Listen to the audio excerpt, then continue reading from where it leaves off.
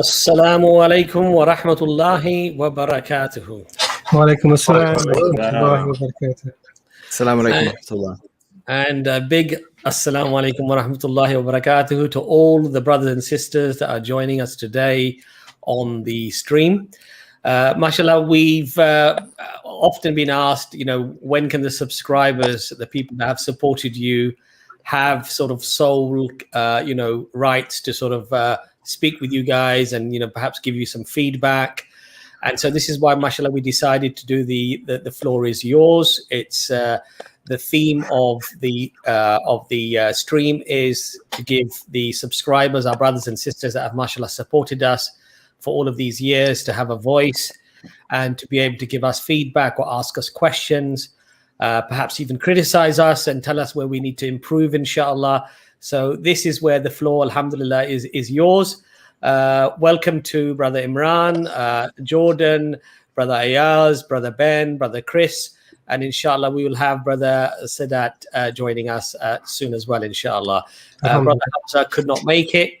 So boys, big salam to you all.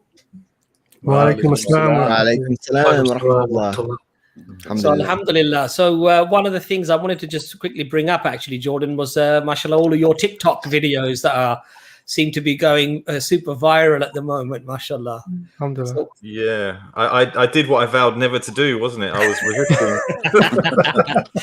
I think I made fun of every brother in here for being on TikTok, whether it was Chris, Ben, Hamza, and now I'm addicted. But yeah, we're actually live streaming on TikTok right now. My phone's pointing at the screen. alhamdulillah. Mashallah, Yeah. 4 people so far just went live. Alhamdulillah. No, I think the thing is that there are multiple platforms out there where people can be reached. And though I myself, I'm reluctant to sort of get onto TikTok, and I was thinking about it, and then I thought there's a lot of nonsense on there. But to be honest, I think that where the message is profound and mashallah it reaches people, people are likely to sort of start thinking and engaging. And I think mashallah you found that, right, Jordan? yeah. I think when I it was a shock when I went there. I mean, to be honest, the reason why I went over there is because we had so many people coming into our group via TikTok, didn't we? Chris was bringing in shahadas from young people. Mashallah, that's right. Yes. So when I went in there, the young people, a lot of the Muslim youth are on TikTok. So whether we like the app or not, they're there. And when you go on there, it is a shock to see what some of them are doing. But you sort of realize that not everybody's on their deen yet. A lot of these are just born Muslims that haven't had the education yet. So I think for me it was, and I know the other brothers are doing it as well, it was a case of engaging with them, maybe trying to give them a halal option on the app, which is possible. And trying to be a good influence if you can, and I've kind of enjoyed doing that, I think.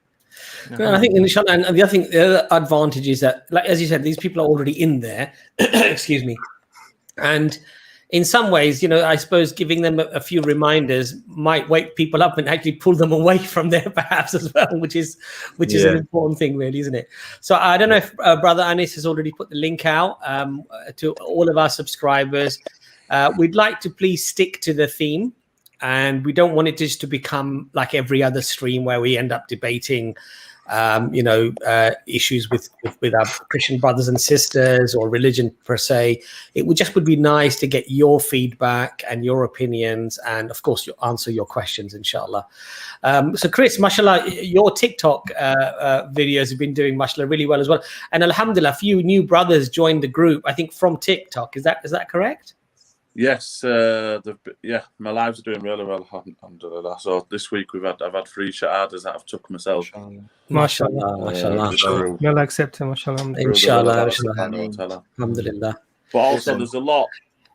So, like I was telling Jordan before he came to TikTok, there's a lot of stuff on there that we don't really want to see. But at the end of the day, how do you change something? You have to go head first in, and obviously you have to have stronger mind, and you have to have a bit of knowledge to do what we do, because if you didn't, you could get lost in the TikTok world.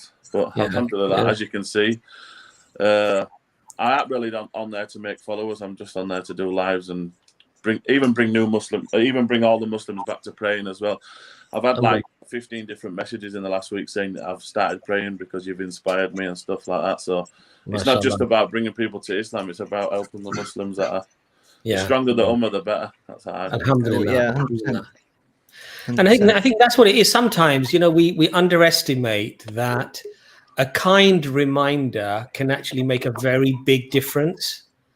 It doesn't have to be abrasive. It doesn't have to be aggressive. It can just be a little reminder with kindness, sometimes even with a little bit of humor, you know, and it can just trigger something and people can start thinking, mashallah. So if any of the brothers want to add anything before we add, inshallah, our guests, please jump in.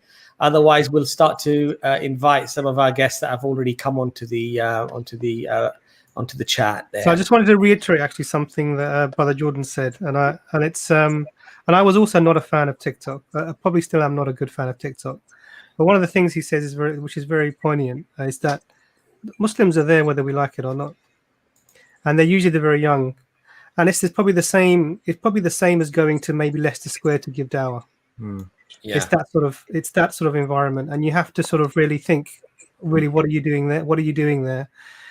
And you know, are you, even if people are in a bad place in their lives, doing the things that they maybe know later on that they shouldn't be doing, is that a reason to leave them to it? Should we not go to these places and call them to the right way? So I think if you have a certain mentality, you're able to you're established in your deen, and you're able to sort of avoid the temptations that are there to the best of your abilities, and that's probably okay to be doing that. And I think it's admirable, mashallah, that Brother Jordan's doing this, and Brother Ben as well, and Brother Chris. Hamza's also avid TikToker. Mashallah. So alhamdulillah, reward you brothers for your efforts in this regard. I mean, yeah, I'm certainly not promoting it, asking people to go over there. Don't come and subscribe to, to TikTok. I'm going to be putting everything on YouTube anyway. Yeah, same. It's we're kind of going in and trying to make a difference there if we can, but it's certainly not promote. I'm not promoting TikTok, that's for sure. No. Yeah, it's more about pulling people into somewhere in a halal environment instead. I believe. Yeah.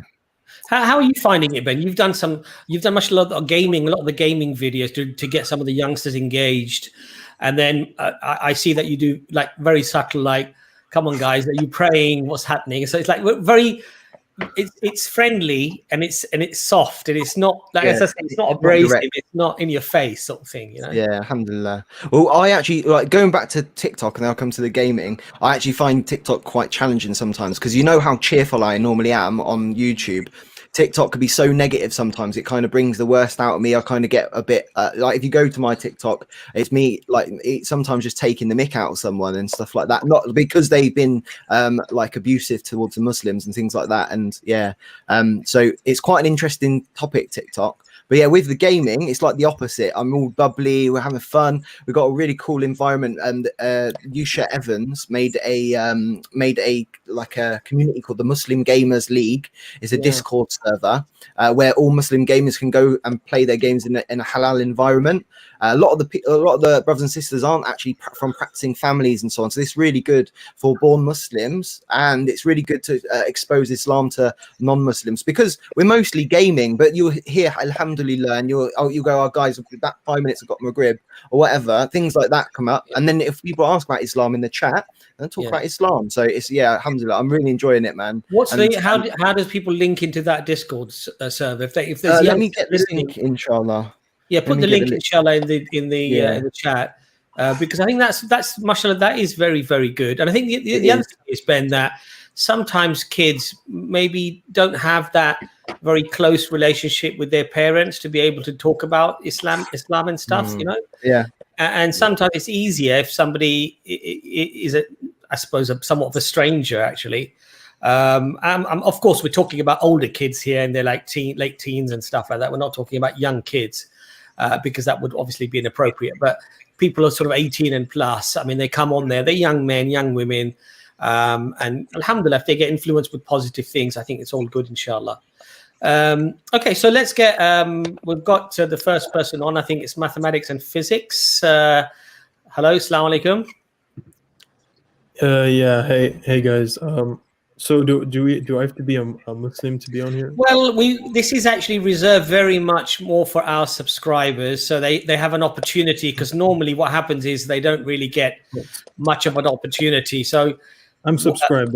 You are a subscriber. Okay, well, fire away. We'll see if we can hopefully. It's not a debating thing. We're not going to talk about polemics. We're not going to argue cases. It's not that kind of stream, bro. If that's what you're thinking. Oh yeah, but Yusuf noticed me in the chat. That's nice. Okay, so I just have two comments, and they're not. I'm not here to debate, like you said. The first one is you did say in the beginning, Abbas, that we're free to come on and give you guys constructive criticism, right? Absolutely. Okay, so the first thing is, I've watched plenty of your guys' material, not just on this channel, but on others as well. And I've seen that whenever you guys mention science, and this is my first point, you guys mention it in, you guys only criticize it and its philosophy. And I'm curious why you don't explain how Islam and science are compatible with each other, and because there are a lot of people, non-Muslims, who who study science or enjoy it, and they're sort of turned away when they hear this. Brother, I'll be very honest with you. I think our general stance has been probably the opposite to that. We think that science is a blessing from Allah subhanahu wa ta'ala in a way to get to know Allah even more intimately than we would know Allah just purely by reading books or whatever. So because Allah, in fact, in the Quran says that we will show our signs from within themselves and from the furthest horizons.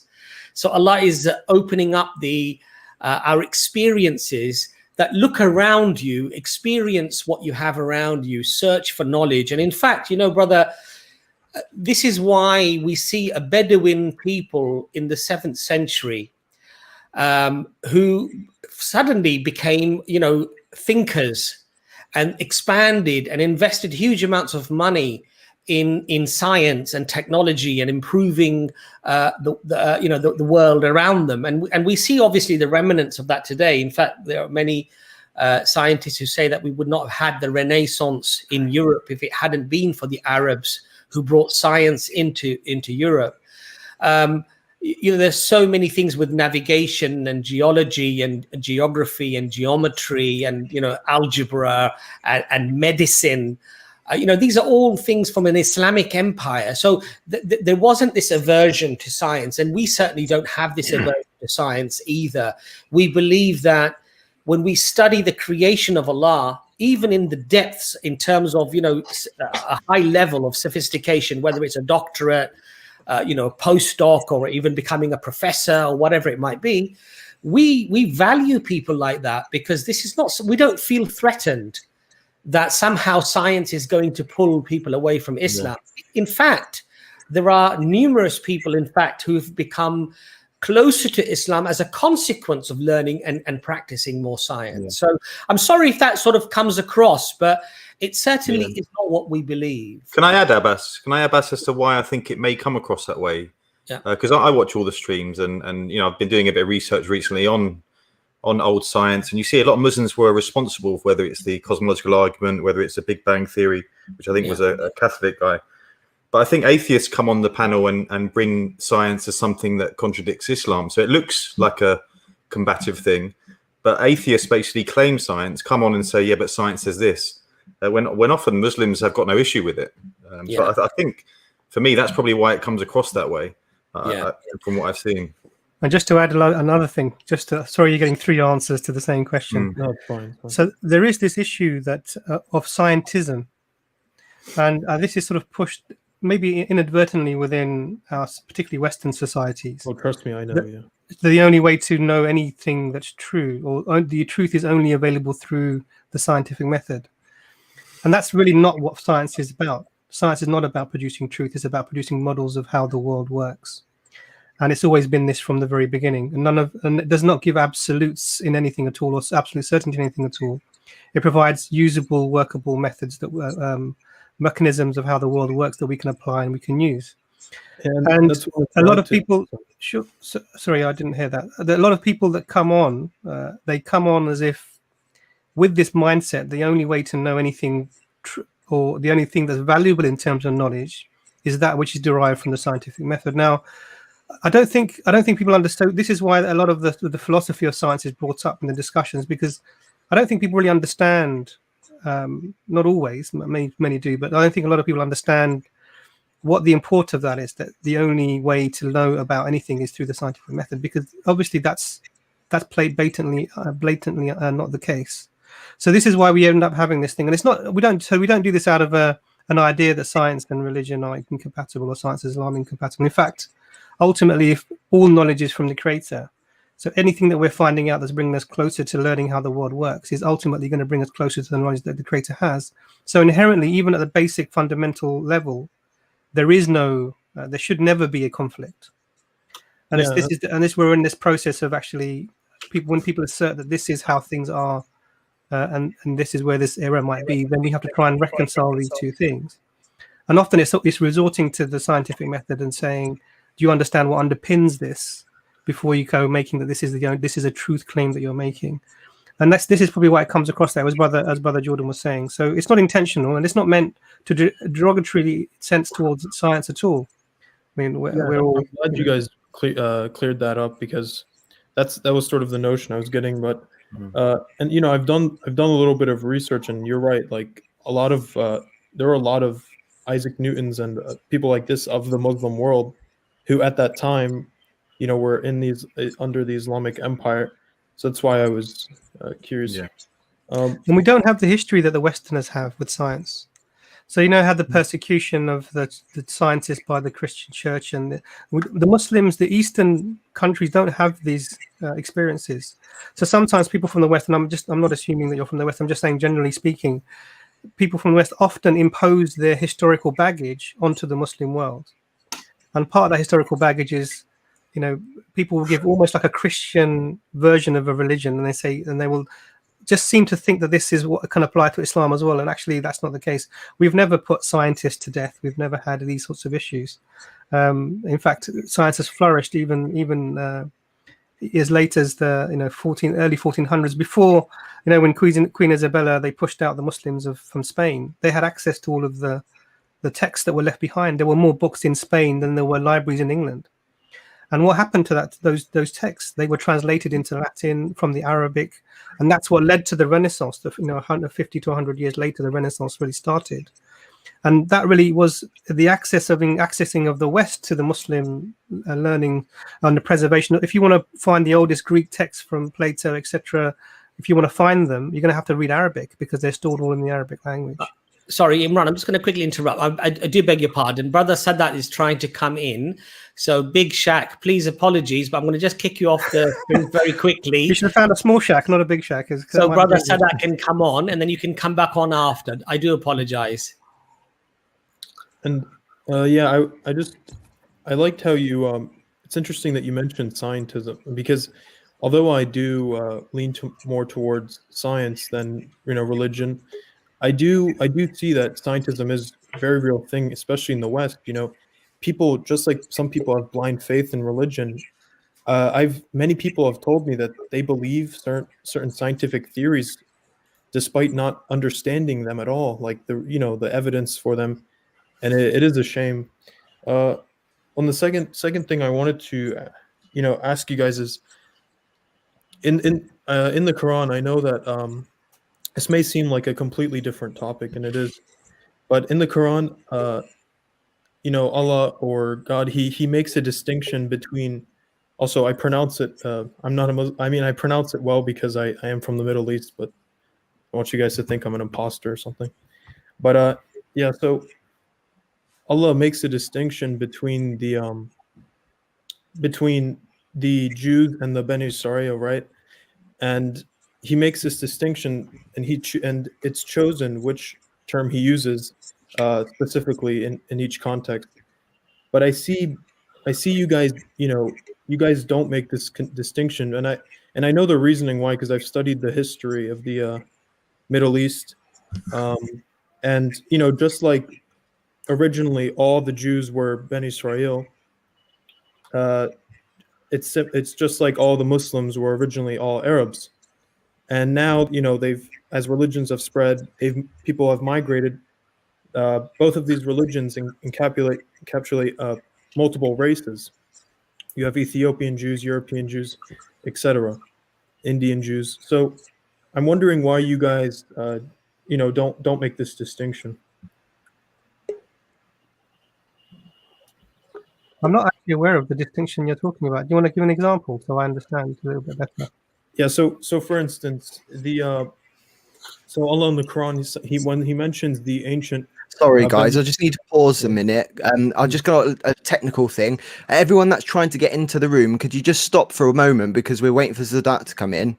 We're kicking people from the stream so he can come in, and then you guys keep coming in repeatedly. Just stop for a bit. You will get a chance to come in, inshallah. Okay, thank you. Yeah, so I mean, it might seem like a minor issue, but it is something that I think should be clarified because I've seen it repeatedly. So, like for instance, in the Quran, Allah when he mentions when the Banu Israel were the chosen people, and like when all the prophets were sent to them, he mentions them by that name, and then after the Prophet Muhammad came, then he started referring to. He didn't refer to the Banu Israel anymore because a lot of them converted to other religions and things happened, diasporas. And then he started referring to Jews as a religious group instead. So I'm sure you guys only see European Jews, so you might, think that there's this, that you guys conflate the two maybe because of that reason. Brother, you know what it is? Allah chose many different people at many times, and the Jews were chosen. They were a chosen people, definitely, and they were a chosen people because they received so many messengers and prophets from God, and all the last prophets that we see, they came to Bani Israel. They came to those people, but the chosen people remain chosen up until they choose the laws and orders of God Almighty, and they follow those laws. When they cease to follow them, they no longer remain the chosen people. And so this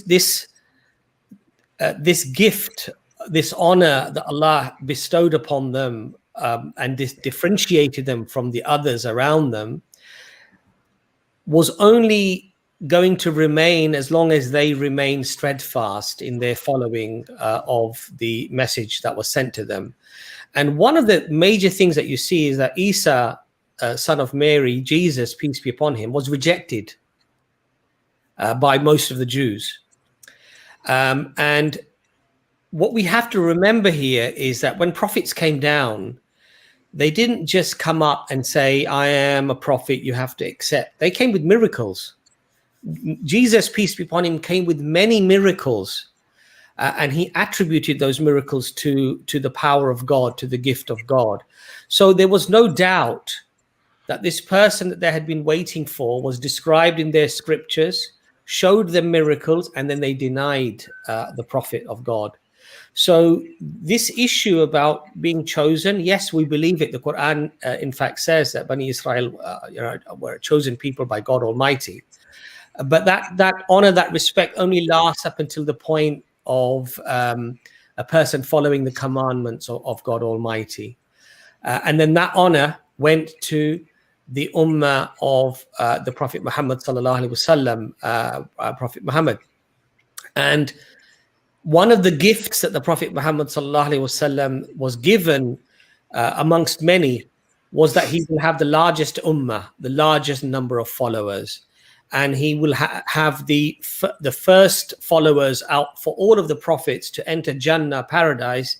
The Prophet Muhammad sallallahu alaihi wasallam will have that honor, and the person who will intercede on the day of judgment for all of humanity, the honor was given to the seal of the prophets, Prophet Muhammad sallallahu alaihi wasallam. So this honor and this respect that Allah has given and placed more for one and less for the other is a gift of Allah subhanahu wa ta'ala, and Allah gives it to whoever Allah wishes, and Allah nurtures whatever qualities Allah wishes to nurture in those people so that they deserve those favors of Allah subhanahu wa ta'ala.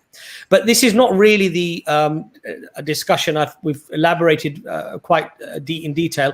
If you don't mind, brother, do please join us on a different stream. It was very nice to have you on here, though. Most yeah, definitely. thank you. I'll join when we discuss like other debates and other topics. Okay. Yeah, please wish you all the best. Please do come on. Wish you all the best. Absolutely. Bye-bye. Thank Okay, so Brother Sadat is really trying to come onto the stream, and I think he's struggling. So I think you're going to have to kick space in the multiple room. people, aren't you, to get? well, Yeah. I've tried. I hope they don't mind me doing it because we've had to sort of take so many people on. But let's get Brother Ahmed on, and inshallah, and start there. Brother Ahmed. Assalamu alaikum wa rahmatullahi wa Wa alaikum barakatuh. assalam wa rahmatullah. Alaikum salam. How are you all? How are you all? Alhamdulillah. So I have a question. Like when talking with atheists, like they will tell you like there is no such thing as objective morality, mainly because anyone can come up with a religion and say, well, God says this, so this has to be objective.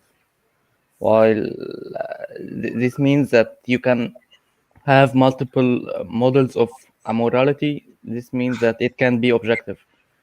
And excuse my accent, not Oh, native. alhamdulillah, very clear, brother. Who would like to tackle that first? Brother Yaz, what would you suggest? Brother Ayaz? I'll leave it with Brother Imran, this one. Okay. Okay, alhamdulillah. So, Ben, guys, because atheism is really what your feel where you came from. I'm happy to go forward if you want me to carry on. Is that right? Please, Yeah, please, I think you're best, to be honest, for this subject. The reason I'm holding back is because I know that you know a bit more than this, because it's not just atheism; it's specifically the claim that saying your morality is objective is almost a delusion. So that's what needs to be addressed, really. Yeah. So there's this idea that just because God says it's true, does it make it true or moral, or is it something moral by its own right? And this is the dilemma. This is the I think I can't I can't remember the name exactly of the yeah. It's a dilemma that's put forward. The problem with this is that the morality. If you read the Quran, there's a good way of approaching this. So if you read the things in the Quran, what the things that we're required to do as Muslims. So, for example, we're required to be just. We're required to be honor our debts. If we owe money to people, we're required to be good to our fellow man. We're required to do all these things that are positive. Be kind to the poor people. Look after the orphans. All of these things show mercy, show love. And if you read any of the ayahs in the Quran, so the Quran has this phenomena. At the end of every few verses, it says something like along the lines of, and show mercy because Allah is the most merciful, or be loving because Allah is the most loving, or be humble in your knowledge because Allah is the all-knowing, or be true witnesses because Allah is the ultimate witness. He sees all things. So what we see is that the morality that we're given is actually a reflection of Allah Himself, in the sense that the things that we are given are actually a part of Allah's nature, in the sense this is where our morality comes from. It's not something separate or from the Creator. And the qualities of that morality, the things that we're required to do, are because of who the Creator is in His own self. So morality is not something that exists outside of it, but actually stems from the characteristics of the Creator Himself. So this is where we anchor our morality in, i.e., our morality is not made up of what the society says, or if all the people, for example, got together and said, it's okay to kill X minority. Let's take the Uyghurs in China. It's okay to intern them, and we can put them into prison, and we can kill. If all of that society said it's okay, as a Muslim, we'd say no. We are told by our Creator that we have to be just, and we have to mustn't kill the innocent or harm the innocent, etc. Because Allah talks about Himself being the just and the one who is merciful and the one who is loving.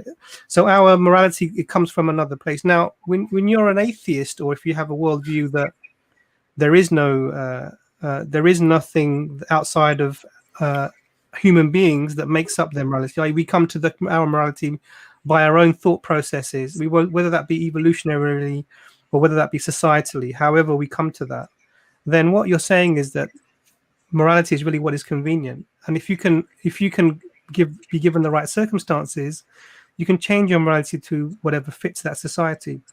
And you could quite easily justify what the Chinese are doing to the Uyghurs from an atheistic perspective, and they are atheists.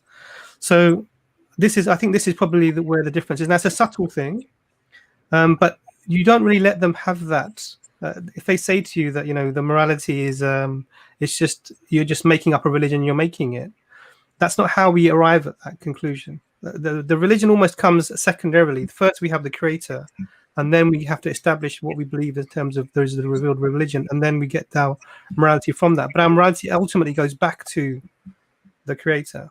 And even if the atheist is saying, "Look, I don't believe in any, I don't believe in any objective morality. It's all subjective," then ultimately you say to them, "Look, even in yourself, forget our arguments, forget our discussions. Within yourself that doing X act, killing torturing a baby is wrong. Where does that sense of wrongness come from? Yeah. Even if all the society got together and told you it's okay to kill and torture babies, you would know intuitively within yourself that this is wrong. And then you have to find something else other than the society where you anchor that feeling in that you have, and that ultimately we go back to the creator." So that's a bit of a convoluted answer, but hopefully that will. I agree with you, and I think conversations I've had with atheists on this topic, they'll question, how is it possible? But I think throwing the question back sometimes in there, I've never really had a good explanation from an atheist where they get their morality from. And when you sort of break down, you get an example. It could be anything really, what's right or wrong, and you say, where'd you get that from? You'll get some very interesting, I've heard all sorts, the government, people getting together. Like Imran said, then you can more or less justify anything.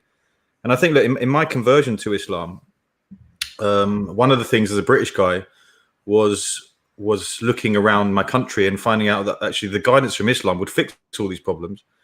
And it's as relevant now as it was 1400 years ago, if not more.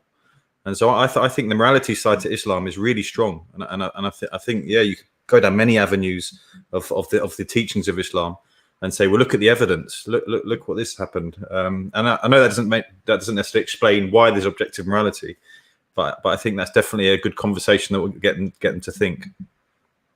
I think, Brother Ahmed, what I would actually say is I would first of all say to the atheist that you're talking to you, do you believe if there was a God, that God who's created this universe and created everything would have objective morality? And if they say, well, yes, if there was a God, then that God would have objective morality. And it's important for them to first investigate whether God exists or doesn't exist, you see, rather than worry about whether God has objective or morality or there is no such thing as objective morality. Because in the absence of a creator, you could argue that there is no objective morality. In other words, morality is fluid. It's often simply a construct of social consensus. What the majority feel becomes moral. So from their worldview, he's absolutely right. There is no such thing as objective morality. So the point really to be made here is that let's first talk about, do you believe in God? Why don't you believe in God? Where do you think the universe came from? Where do you think you came from? And analyze that. Have you investigated the Quran? Have you investigated the claims of Islam? Because you seem to think that it's not valid or it's not correct, but you seem not to have studied it. So how can you use your reason about something that you've never looked at, never studied? And so I think that's the fundamental point first, which is to recognize that there is a creator. And of course, if there is a creator, then that creator has to have objective morality, because there are certain inherent qualities that creator must have that far exceed our perception or our ability to calculate, to evaluate, to assess anything. Does that help your talk, inshallah? Yes, it does. Thanks a lot, guys. Jazakallah khair. Thank you for coming on, brother. Thank you. I think that's a great point, Abbas. Any questions you get about morality or anything underneath God, to get it back to God initially is where it all starts from, isn't it? You're right, because otherwise you're on a different page, aren't you? Yeah. So if somebody already says that there's no such thing as objective morality, from their worldview, if there is no God, they would be right in saying that. And Imran is very right, because then from their worldview, you can justify anything. Because if the mechanism that you have to judge morality is truly to say that the benefits exceed the harm, or a construct of social consensus, on using both of these formula, you can justify just about everything. So now the only explanation for there not to be a free-for-all, as it were, is that you have to have something that is above everything else, that has that objective anchor for morality, whereby there is not much flexibility on most things like murder, rape, and stealing, and these type of things, you see. So that's what I would say. So, okay, let's get the next brother on. Brother Maz. Assalamu alaikum, everyone. Salam, Brother Maz. Walaikum salam. I just want to ask about a friend of mine from Morocco. He's an ex-Muslim. I guess he's out because of the condition that she have. Plus, I guess she have an understanding about the Quran. And I don't know, do you guys can help me to talk with her, because I still need to learn more about the Quran. I'm still learning. What would be a good idea, brother, is if that person is willing to discuss things, then take our email and tell that person, inshallah, to get in touch, and we will be happy to have a conversation with that individual. If you yourself are feeling a lack of confidence, and perhaps you feel that you have a lack of knowledge maybe to discuss things with her, then I would not advise you to enter into a discussion with somebody if you don't have the tools to be able to deal with what might be thrown at you. So it's important that you find somebody, it doesn't have to be us, it can be other people, inshallah, who are familiar with these type of discussions. And I would advise you that's probably a better route. So I think we'll put our email on the screen, and by all means, you can pass it to her that these brothers are quite open to discuss things respectfully in a non-judgmental way, and they'd be happy to talk to you if she has any questions or queries or whatever. Is that okay for you, brother? Yes, thank you, brothers. Thank you for contacting us, brother. Assalamu alaikum. Yeah. So, Chris, can I ask you a quick question, bro? I haven't heard your wonderful dulcet tones yet, so I'm gonna ask you a question, bro. How are you doing? We've not seen you for a little bit on the EFDawah. Just wondering how things were and stuff. Were they okay with you, mashallah? Yeah, alhamdulillah. Yeah, we've been studying, doing our classes, and doing I've got a new tajweed teacher, so I've been and also in between been trying to read. We've just finished the book of Tawheed, me and Jordan. So mashallah. That's lovely. That's a really good. That's Bilal Phillips' book, Sheikh Bilal Phillips' book. Yeah, Bilal Phillips' book. So. That's really good. And that sort of highlights one of the really important things of establishing the fundamentals and getting these things right. And I'm really glad you're learning the tajweed, because it's often neglected by many of us, myself included. So alhamdulillah, it's a great thing that you're doing that, mashallah. Ben, what are you up to nowadays? I know that you're doing a lot of your I see a lot of your sort of shows coming up on both your channels, Ben Ikra as well as Ben Ikra Gaming. Yeah, so I made a new channel just for the gaming streams because it was getting a bit blurred. You didn't, when you went on my channel, it was like, is this cooking? Is it just Dawah? Is it about reverts? Is it gaming? So what I did was I chose what would be more effective, basically. So what I've focused, Ben Ikra is about Islam. It's about being a revert, and that's it. And now we got the Ben Ikra Gaming, which is part of the Muslim Gaming League, doing live game streams for a halal environment for Muslims to enjoy gaming as a pastime without going in it, basically making it the most halal environment as possible. And also it's a really good opportunity to do Dawah and bring non-practicing Muslims back to the deen, and for Muslims to get exposure to the deen as well. So yeah, did you get revenge on Hamza, Ben? Because I came onto one of the streams and Hamza obliterated your village, and I thought, come on, Ben. yeah, I did. The second game, did you get your revenge? The second game, I smashed him. Good. That's good. So, for example, we talked about TikTok at the beginning of this stream. So on Saturday, I've got a live stream and I'm inviting other Dai that do TikTok videos, and we're going to talk about TikTok itself. Is it good for Muslims? Like the good, the bad, and the ugly of TikTok. Jordan's going to be there. Chris is going to be there, inshallah, and so that's the sort of theme that Benikra is going to have. And then I stream my games on Wednesdays and Saturdays at the moment. So yeah, the thing that I remember was I popped into one of your gaming streams, and there was some guy had joined you on this sort of multiplayer thing, and he was in shorts.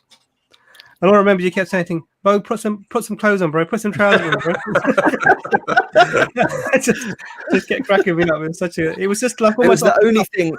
So before deciding am I going to play this game, and big time, am I going to stream this game? It goes through the Benikra halal filter. The game, because obviously there can be games with music on. So first, can I turn the music off? Yes, I can turn the music off. And then so what I'll do is I'll make rules to avoid the haram if there's like a little bit. So for example, this game is called Ark Survival. You start on a beach with nothing but shorts on, with nothing. You've got to gather stones and wood to make like tools to survive and stuff like that. So obviously, the rule was you can't like come near me without any clothes. You got to make the clothes first, come near me, and then you'll be on the stream. And I was like, "What are you doing, mate? You put some trousers on." That's a good rule for life generally, isn't it? Don't come near me without any clothes. Yeah, exactly. So it's a bit of banter, guys. It's like a bit of fun, really entertaining, but halal entertainment, and reminding you of Allah subhanahu wa ta'ala while doing it. So that's the aim.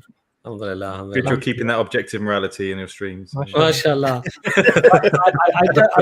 I don't know who's next. So if I miss the order, guys, please forgive me. I think because you kicked Big Shaq, I think he should. Yeah, that's what I thought. That's what deserves that. Yeah. Mashallah. I like Big Shaq. Assalamu alaikum. Assalamu alaikum. How are you, brother? You okay? Do you hear me? Yeah, we can hear you. Oh, okay, sorry. Okay, so I have a couple of questions, but I saw you guys were talking about more philosophy. Once again, I did Dawah a lot of times, so and I've studied more philosophy, and that's one of your sound quality. Your voice is sort of going in and out a bit, brother. Okay, yeah. I think you said that you do Dawah and you study philosophy. Yeah, but okay, do you guys hear me better now? Much better, yeah. Yeah, I have gaming headphones and software with it. I'm a little bit sick, so sorry for my rusty voice. And anyway, I do a lot of da'wah for obviously non-Muslims, and what I like to discuss some more philosophy and stuff like that. And like I like to argue, and that in essence, a Westerner is actually more prone to be a hypocrite and inhumane than a terrorist is. And a terrorist is actually more intellectually coherent than a Western is because of problems with morality. But that's another topic. I have 2 questions. Can I mention something in your thing there? Why can a Westerner not be a terrorist? Oh no, that's not what I said. I said that a Westerner is more prone to be either a hypocrite or inhumane, or both of them, and than a terrorist is, and that a terrorist is more likely to be intellectually coherent. But I feel like you're making a terrorist as somebody almost Muslim. I feel like you're using that in that example. That's why. No, I'm Muslim myself. So no. But so let me elaborate that. Okay, go on. When I speak to a lot of people who are obviously agnostic and atheists, I ask them about objective morality and what they believe, and they say that no, we don't believe in objective morality. We believe in the morality is relative and blah blah blah. And in moral philosophy, we have this camp of moral relativism, where people believe that morality is dependent on nation, time, country, and whatever.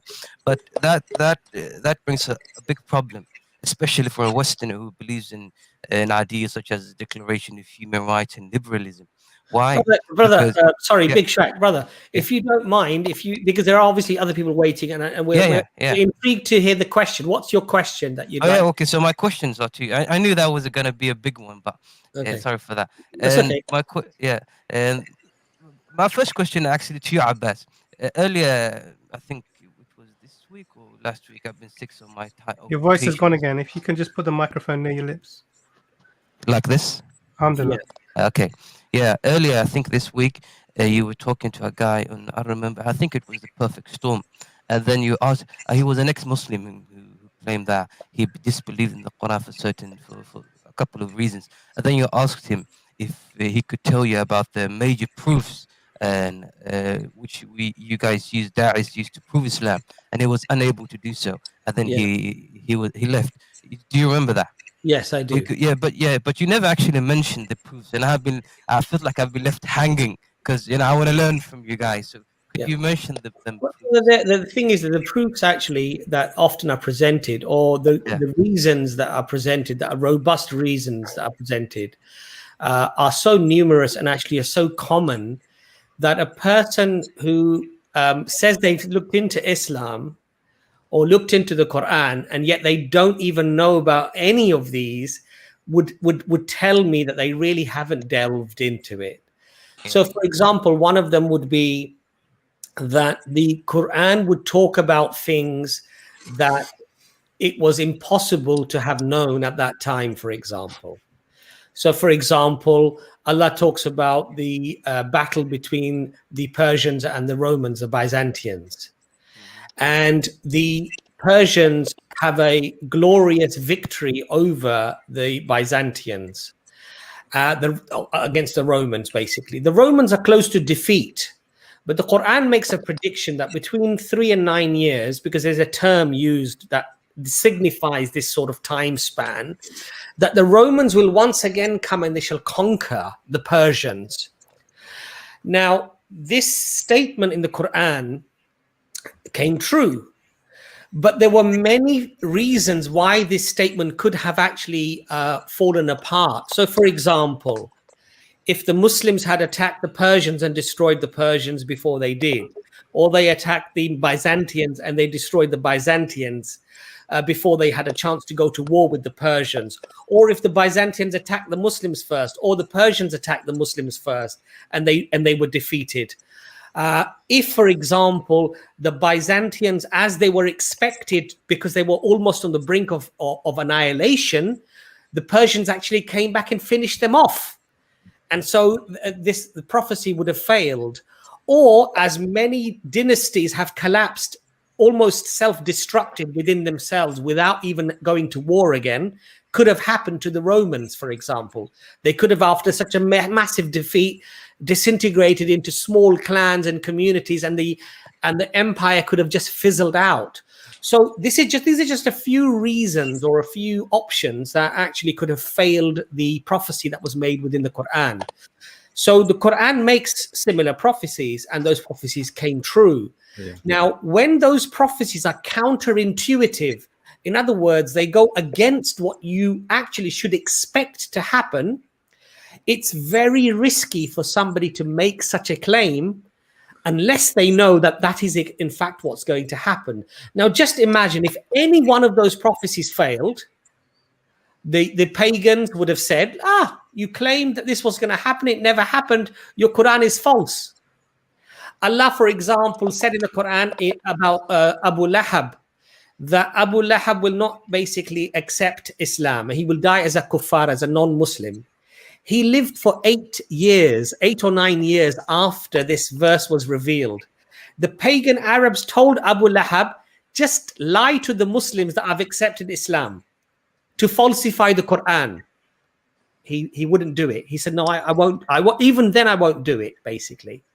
And it predicted that his wife will not accept Islam, and she did not accept Islam either. Now, can you imagine a pagan who is the enemy of Islam, one of the biggest enemies? Abu Lahab was he would have been like the Hitler of the day, the Fir'aun of the day, right? The Pharaoh of the day. He could have uttered these words in public just to convince the people, and they would have said, yes, the Quran is false, because look, he's accepted Islam. The Quran said that he will never accept it. So prophecy is one thing. Then you have many things that the Quran touches of nature. We don't say that this is I don't like to deal in scientific miracles per se, because these things can sometimes be interpreted into, a multitude of ways. But what's interesting is that despite the different ways of analyzing those verses, they seem to conform very well with what we find today in modern science, for example, though I'm not making the claim that the Quran is science. Then you have the inimitability of the Quran. Allah says that if you are truthful, produce a Quran like this. Now, the pagans had many poets, many writers, many authors, and the Prophet was illiterate, and he was known to be illiterate for 40 years of his life. The people recognized that this man was illiterate. He could not read or write. In fact, I think, if I remember rightly, there was between 8 or 12 people in the entire Mecca who were actually able to write and read. And the reason why people would have known that is because it was so rare to find somebody that they would have known who the people were who could read and who could write. And they knew that the Prophet couldn't. And yet this Quran that was revealed, the Arabic grammar was something that the structural elements of how the grammar was constructed was something that the Arabs had never known. The terms used, the grammar used, the structures used to create the language of the Quran was so unique, in fact, that the Arabs have never heard this. For example, Allah says, "Wal asr," I swear by time. And the Arabs said, "What is this? Swear by time. We've never used these phrases. We've never used these terms." And yet, whenever the Prophet speaks in the Hadith, the compilation of the Hadith, they are completely differentiated from his speech, sallallahu alaihi wasallam, to the Quranic speech. So much so that even me, as a non-Arab who doesn't understand Arabic, when I hear the Hadith, I know that's not the Quran. So there are so many more. I don't want to take up too much time. Yeah, I know. For somebody not to know even one of these tells me they haven't even looked into the Quran. Wow. I could go into the structural elements of the Quran written by Professor Raymond Farin. I could go into so many other things about the mathematics of the Quran. For example, Allah mentions man and he mentions woman exactly the same number of times. He mentions angels and he mentions demons exactly the same number of times. Allah mentions his mercy, rahmah, and his wrath. The mercy is mentioned exactly twice as much as Allah's wrath is mentioned. Hot and cold, exactly the same number of times. Allah mentions Prophet Jesus and Prophet Adam, and Allah says that there is a similitude, a comparison between them. They are like the same, basically, and they're both mentioned exactly 25 times in the Quran. Now, who was doing the counting? There's no editorial process. The Quran is not even written down at the time of the Prophet as one book. It was not compiled as one book, one mushaf at the time of the Prophet sallallahu alaihi wasallam. So who was doing the counting? There were no verse numbers. There were no chapter numbers. People effectively, when the verses came down, they were random to the onlooker, because the second chapter, Surah Baqarah, was revealed over 10 or 12 years. And while that chapter was being revealed, and the verses were revealed not in order. So the first verses might come 5 years after the last verses had already been revealed. Simultaneously, Allah was revealing all of the other chapters as well. And those verses were not revealed in order either. So who was doing the counting? And so when you study this, the point being made here is it then reasonable to accept that this was some random event, or this was some planned event by Prophet Muhammad, peace be upon him, who was a liar? He somehow congealed or concocted this stuff. It's not rational. It's not reasonable to accept that as an option. And believe you me, brother, I've just touched the surface. If you delve a bit deeper, it becomes, subhanallah, mind-bogglingly obvious that this is not the work of man. This is not the work of a group of men. This is not the work of a community to get together. And that's why when Allah says, gather all of your people together, and but come up with a chapter like it. Yeah. Subhanallah. And the smallest chapter in the Quran is what? 2 lines, 2 verses. Subhanallah. Yeah. So there are so many evidences. Sorry, I've gone on and on and on. It's a passionate subject for me. Yeah, no, wallahi, I really appreciate that. And actually bought this book by Raymond, The Structure and the Interpretation of the Quran by Raymond Farin. And I'm trying. I don't like to read stuff just for the sake of reading it. It's really important to understand what you're reading. So that's why I have that. And then I have this book as a PDF called The Unchallengeable Miracles of the Quran.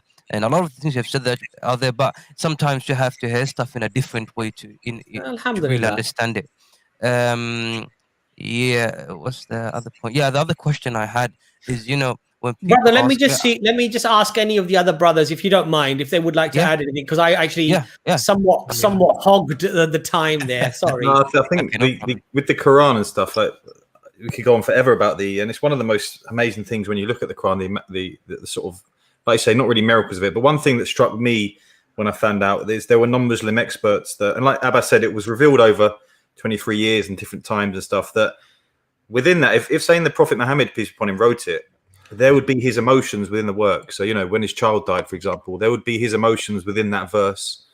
The Quran, and this is non-Muslim experts say it's solid all the way through, no emotions. For human beings to have wrote this book, there would definitely be signs of this within there, and the experts haven't found that. So that's something I wanted to add that I've always thought was amazing about the Quran. That's a very good point. Just want to add to what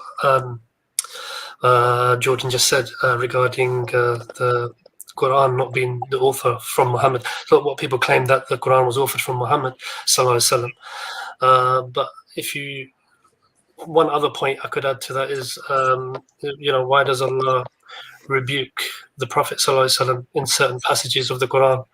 If that was the case, so is he rebuking himself? So that doesn't make sense. Just to add to that, it's just an example. Yeah.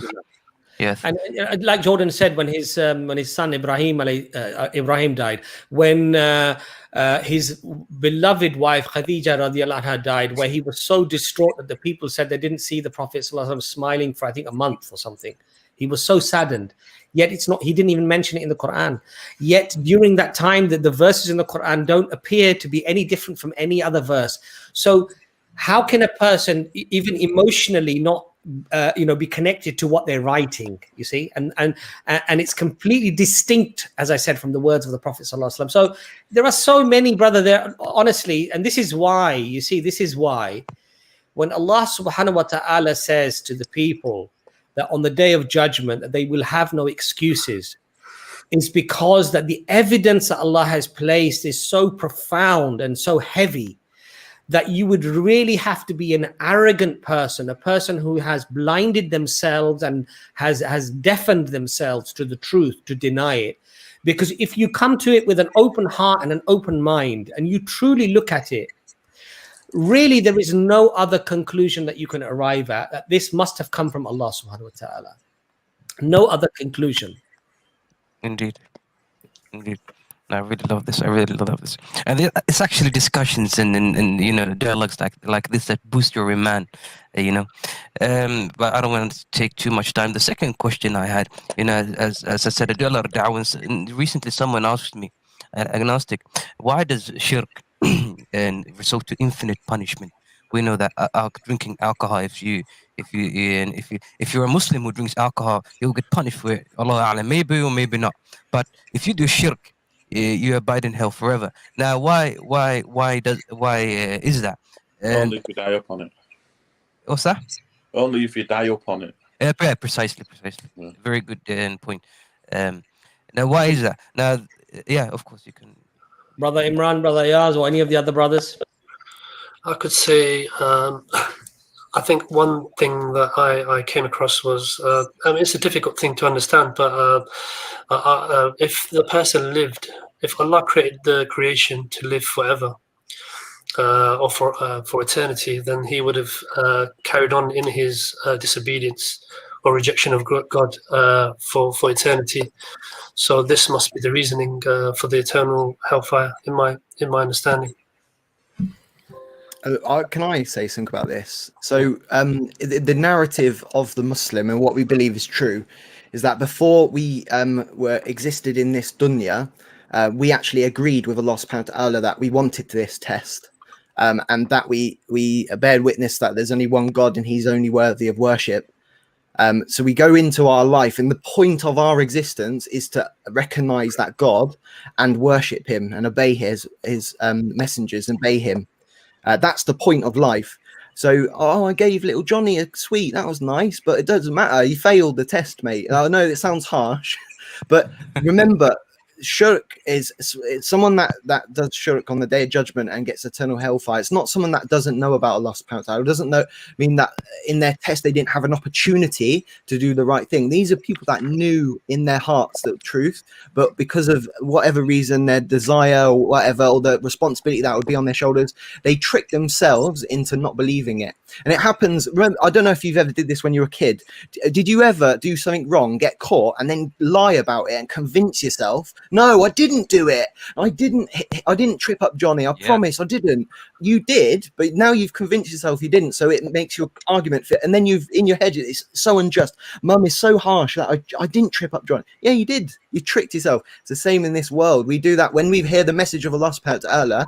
The people that don't want to hear it, they convince themselves it's wrong, and they make any excuse to leave it. So yeah, that's my little take on that. I know it sounds a bit harsh and so on, but the point of existence is that we will get a sign within ourselves and within the world. Like you can see the signs from the Quran not being changed and all that, and then subjective ones within ourselves. We'll have experiences in our lives and so on like that. If you ignore them for your own desires and for your own wants or your own ego, on the day of judgment, the people that will go to the hellfire will say, yeah, they will say, I did it. Fair enough. Oh, please, Allah, don't let me go. Yeah, but they will never say that I wasn't done. I've been like handed a bad card. They would never say Allah's not judged me in the correct way. So that's what we believe. So and if there's any non-Muslims watching, in our theology, in our view of reality, that's the story, and there's not really a hole in that morally.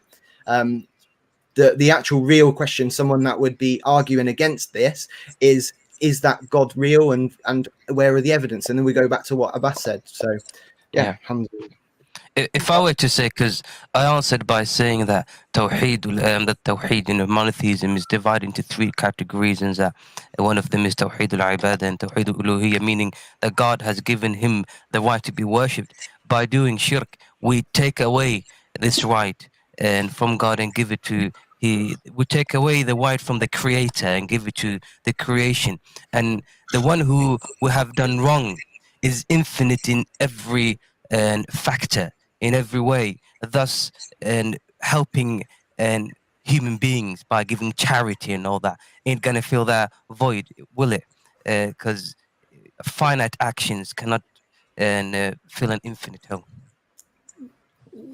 Thanks for that, brother. Brother Imran, would you like to add anything to that? It's just interesting. I think just two very brief points. It's interesting that we focus on the eternal punishment, but not on the internal blessings that you get or your paradise. No one complains that actually, you know what? Why is it so unfair that we get given eternal bliss? And makers of the people of Jannah. I mean, but no one complains about and it's very interesting the mindset behind looking at the negativity.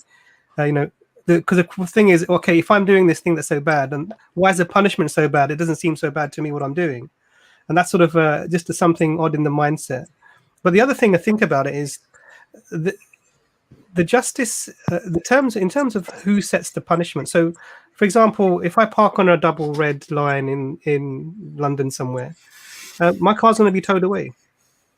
Now I can complain as much as I like about it. It can be unfair. This is I need this for my livelihood. I need this for getting my children to school. I can complain as much as I want. What they're going to say to me is, here's the rule that and you've been told the rule, and this is the outcome, and you've been told this is the outcome. So the injustice would come is if you were not told that this is the punishment.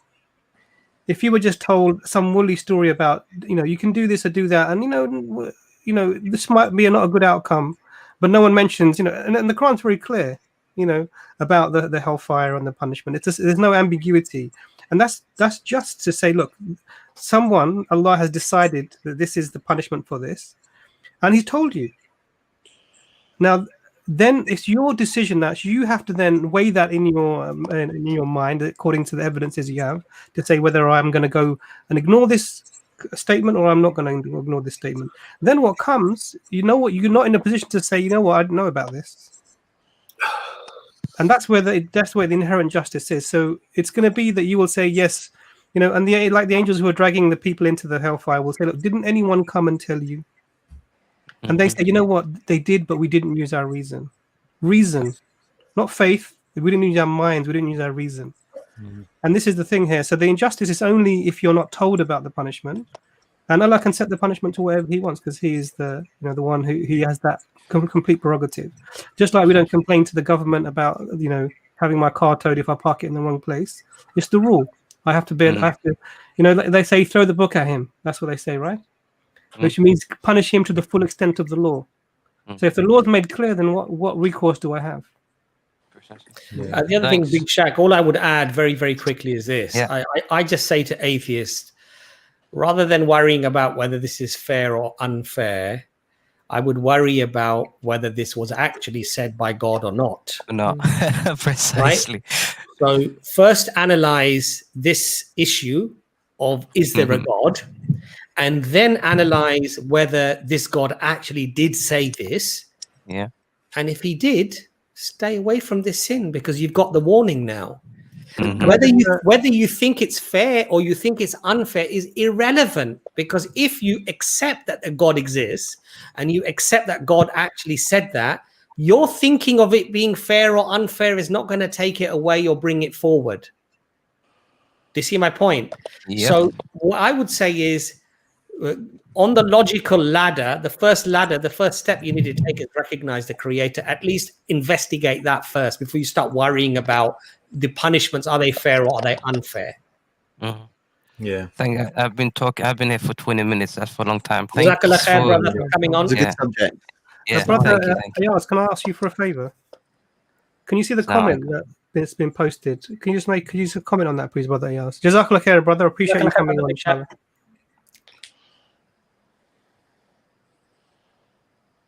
So we were talking. You're muted, I think, Brother Ayaz. Sorry.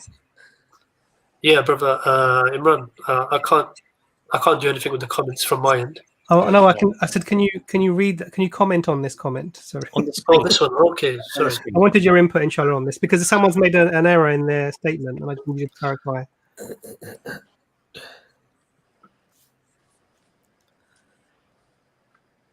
Oh right, okay. Sorry, I'm just trying to figure it.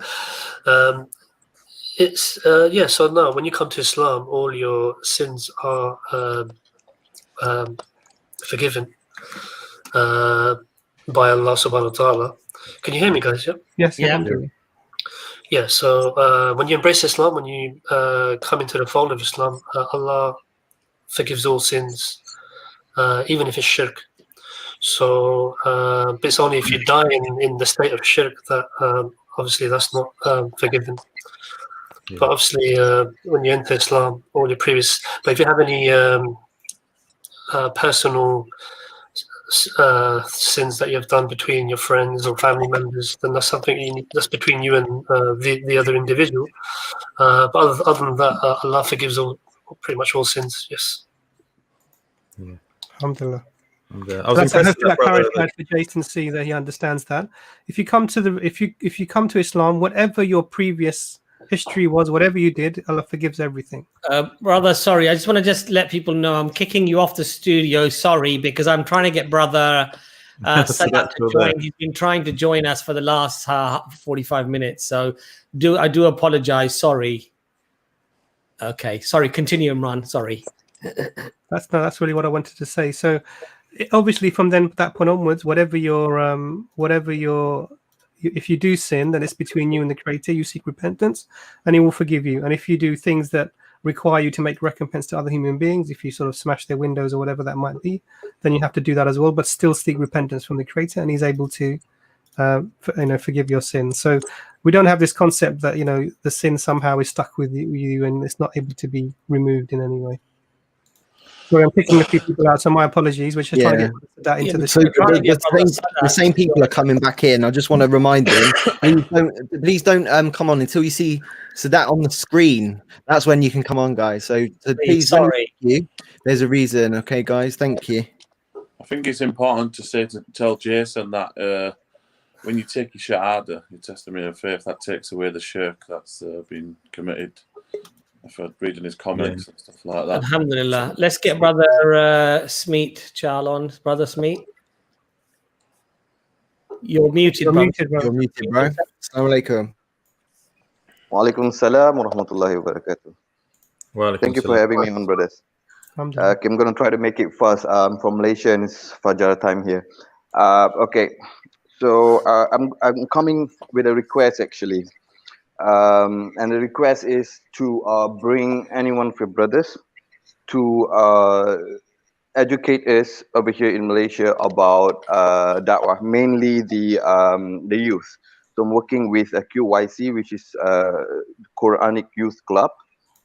And how it works here, the law in Malaysia over here, if you're a Muslim, you're given the freedom to talk about Islam.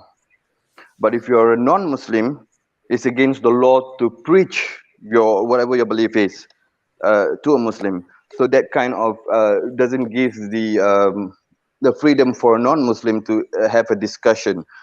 But lately, we are having interfaith dialogue, very respectfully, very mellow.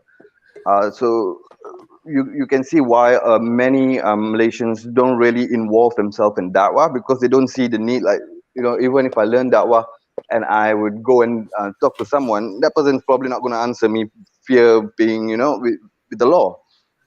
So I was wondering if there's a way that I could get in touch with any of your brothers over here to bring you over on Zoom or something like this and have a class on doing Dawah, inshallah.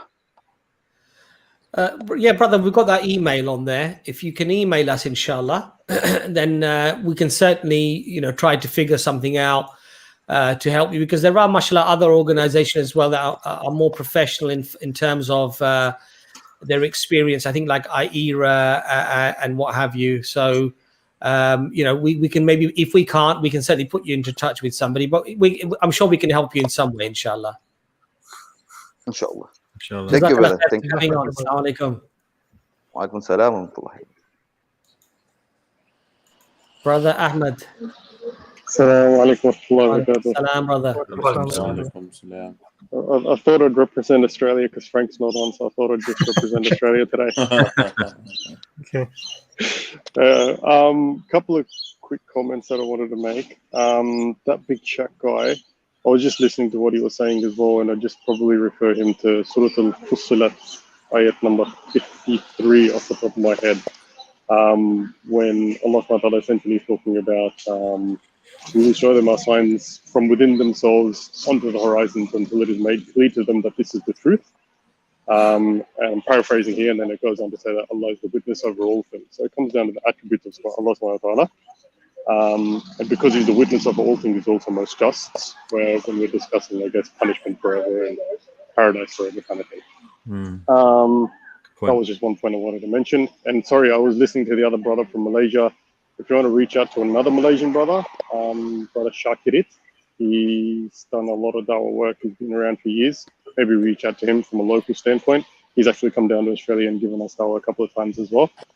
And my question, coming to that, is for some reason, subhanAllah, I've been stuck with evangelicals for some reason, born again evangelicals, which are always a little bit trickier to give Dawah to, subhanAllah. I was speaking to a brother and he raised the Surah 5, I think Surah Al-Ma'idah, verse 46, 47, where it speaks about and let the people of the gospel judge by what Allah has revealed therein, and whoever does not judge by what Allah has revealed, then it is those that are defiant and disobedient. Now his claim is, he's like, well, your God essentially is telling me that I just need to believe in my gospels per se, because the revelation came to Muhammad, peace be upon him, during the time. Therefore, during the time, the gospels that existed that Muhammad was referring to would have been authentic, and i.e., or therefore should be followed. Now, I literally said read the verse after it, because it says the Quran is the criterion over everything, essentially, or the previous scriptures. But he said he's sort of holding on to the previous verse itself and sort of working within that and going, well, look, this is what it's essentially saying, where I think he's picking on the words, essentially, and let the people of the gospel judge by what Allah has revealed therein. So what's, I guess, your methodology to, I guess, deconstruct that misconception?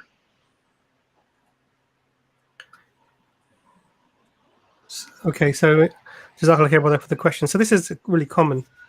The Christians will claim that the Bible somehow endorses, the Quran somehow endorses the Bible or the New Testament in some way. And there's two ways of approaching this. One way is to just demonstrate, show the verses within the Quran that talk about the corruption of the Bible.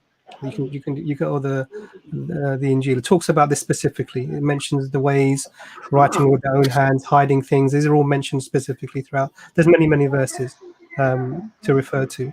The second way is actually just what you did, was actually just read what the verse says. So it's really interestingly worded, because it says, because obviously the verse Surah 5:146 is a continuation of the previous verse, because it starts with the then, yeah. It starts with the while, yeah. So if you go back to the previous words, it talks about something that was ordained in the Torah. For we ordained for them in the Torah, eye for an eye, life for life, eye for an eye, a nose for a nose, an ear for an ear, a tooth for a tooth, for wounds equal retaliation. But whoever waives it charitably, it will be atonement for them, and whoever does not judge by what Allah has revealed are truly the wrongdoers. So this is establishing the idea of following the revelation that Allah has established. And then it says, and then in the footsteps of the prophets, we sent Jesus, the son of Mary, peace be upon him, confirming the Torah revealed for him, and we gave him the gospel containing guidance and light, confirming what was revealed within. So we're told what the Torah is, something that was given to Jesus, peace be upon him. Obviously, the Bible that we have, the New Testament, doesn't fulfill that criteria, because this is things that are given to other people other than Jesus, peace be upon him.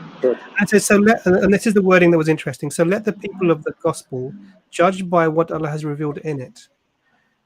So just think a little bit about what it's saying. So it's not saying judge by the gospel.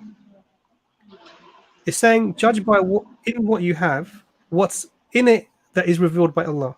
It's specifying that something within that has been, and it's really interesting wording. It says, so let the people of the gospel judge by what Allah has revealed in it. Not judge by it. So judging by it would mean this is something that Allah has given, and there you have. But Allah is saying what is in it is specifying something specific, and it says that then those who do not judge by what is revealed are truly rebellious. Now, the Muslim position on the New Testament is from the Hadith of the Prophet, peace be upon him, that we don't say it's false or we don't say it's true, because there could be statements within it that are from Jesus, peace be upon him, that have been taken faithfully through, or there could not be. So we don't make judgment upon it. But what we're given next is the statement, exactly as you said, that the Prophet has been giving a new book and as a supreme authority over them. And that really is, and this is what you're being called to judge between. Now, you can say to them, if you're stopping halfway, then you're being disingenuous to yourself, because the Quran isn't saying go and read your book and follow that only. It's saying no, follow the truth that was revealed within. And you have to then refer to the new revelation that's coming. And there's many verses like that. So I think it speaks to a little bit of stubbornness from the individual. And I think you maybe you can't crack every nut.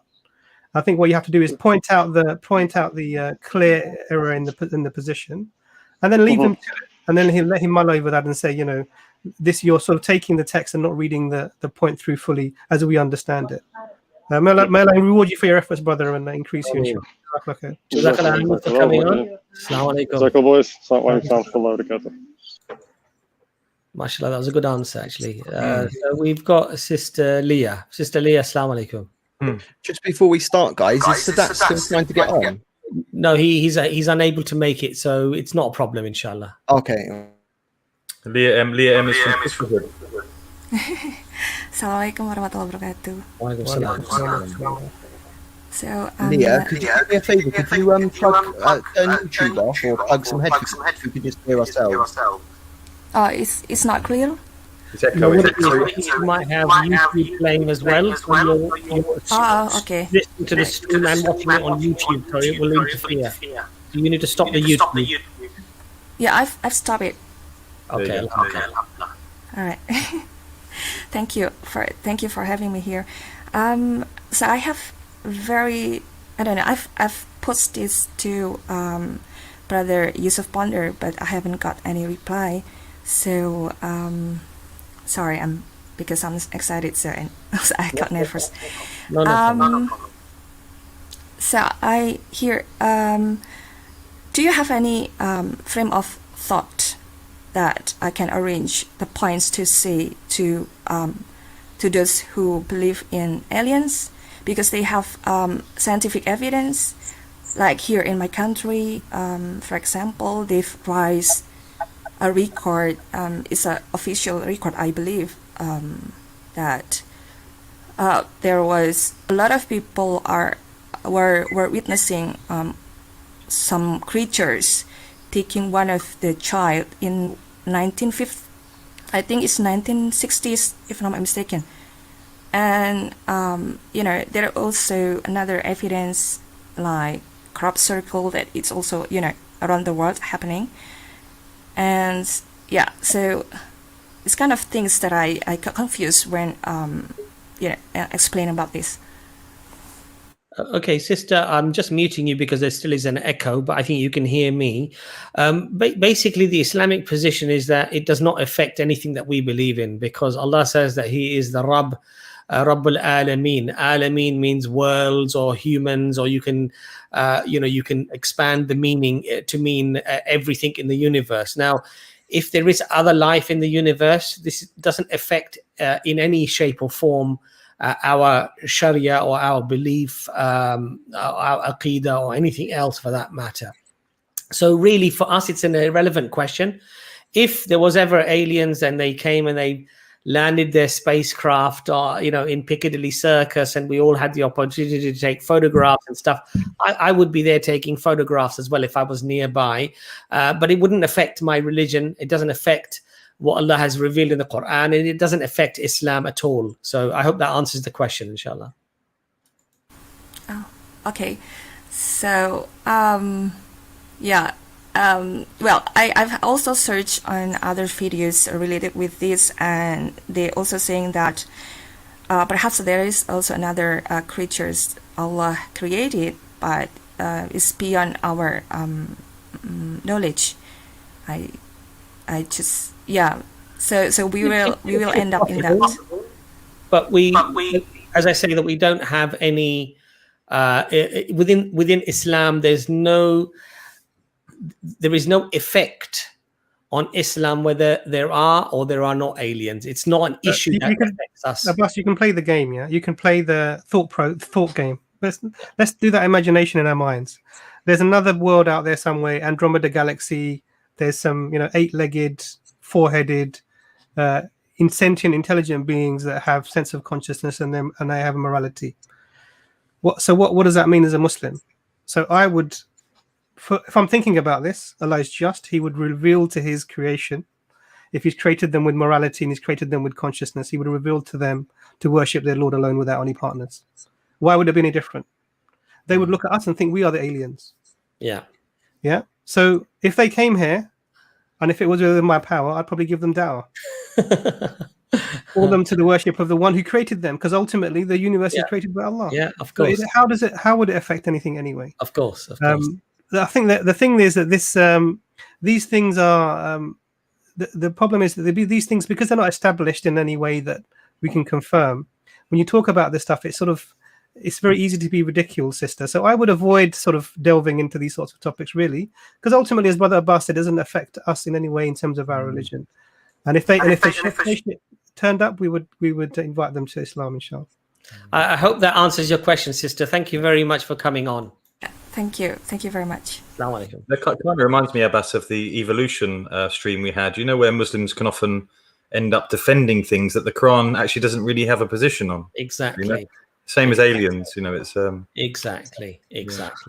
And I think this is the point. I think the point here is that we shouldn't be people who simply try to trash the science just on the basis that we think it might somehow contradict with our religion, because alhamdulillah, there's nothing in our religion that actually contradicts science per se. The biggest advocate for atheists at the moment is Richard Dawkins.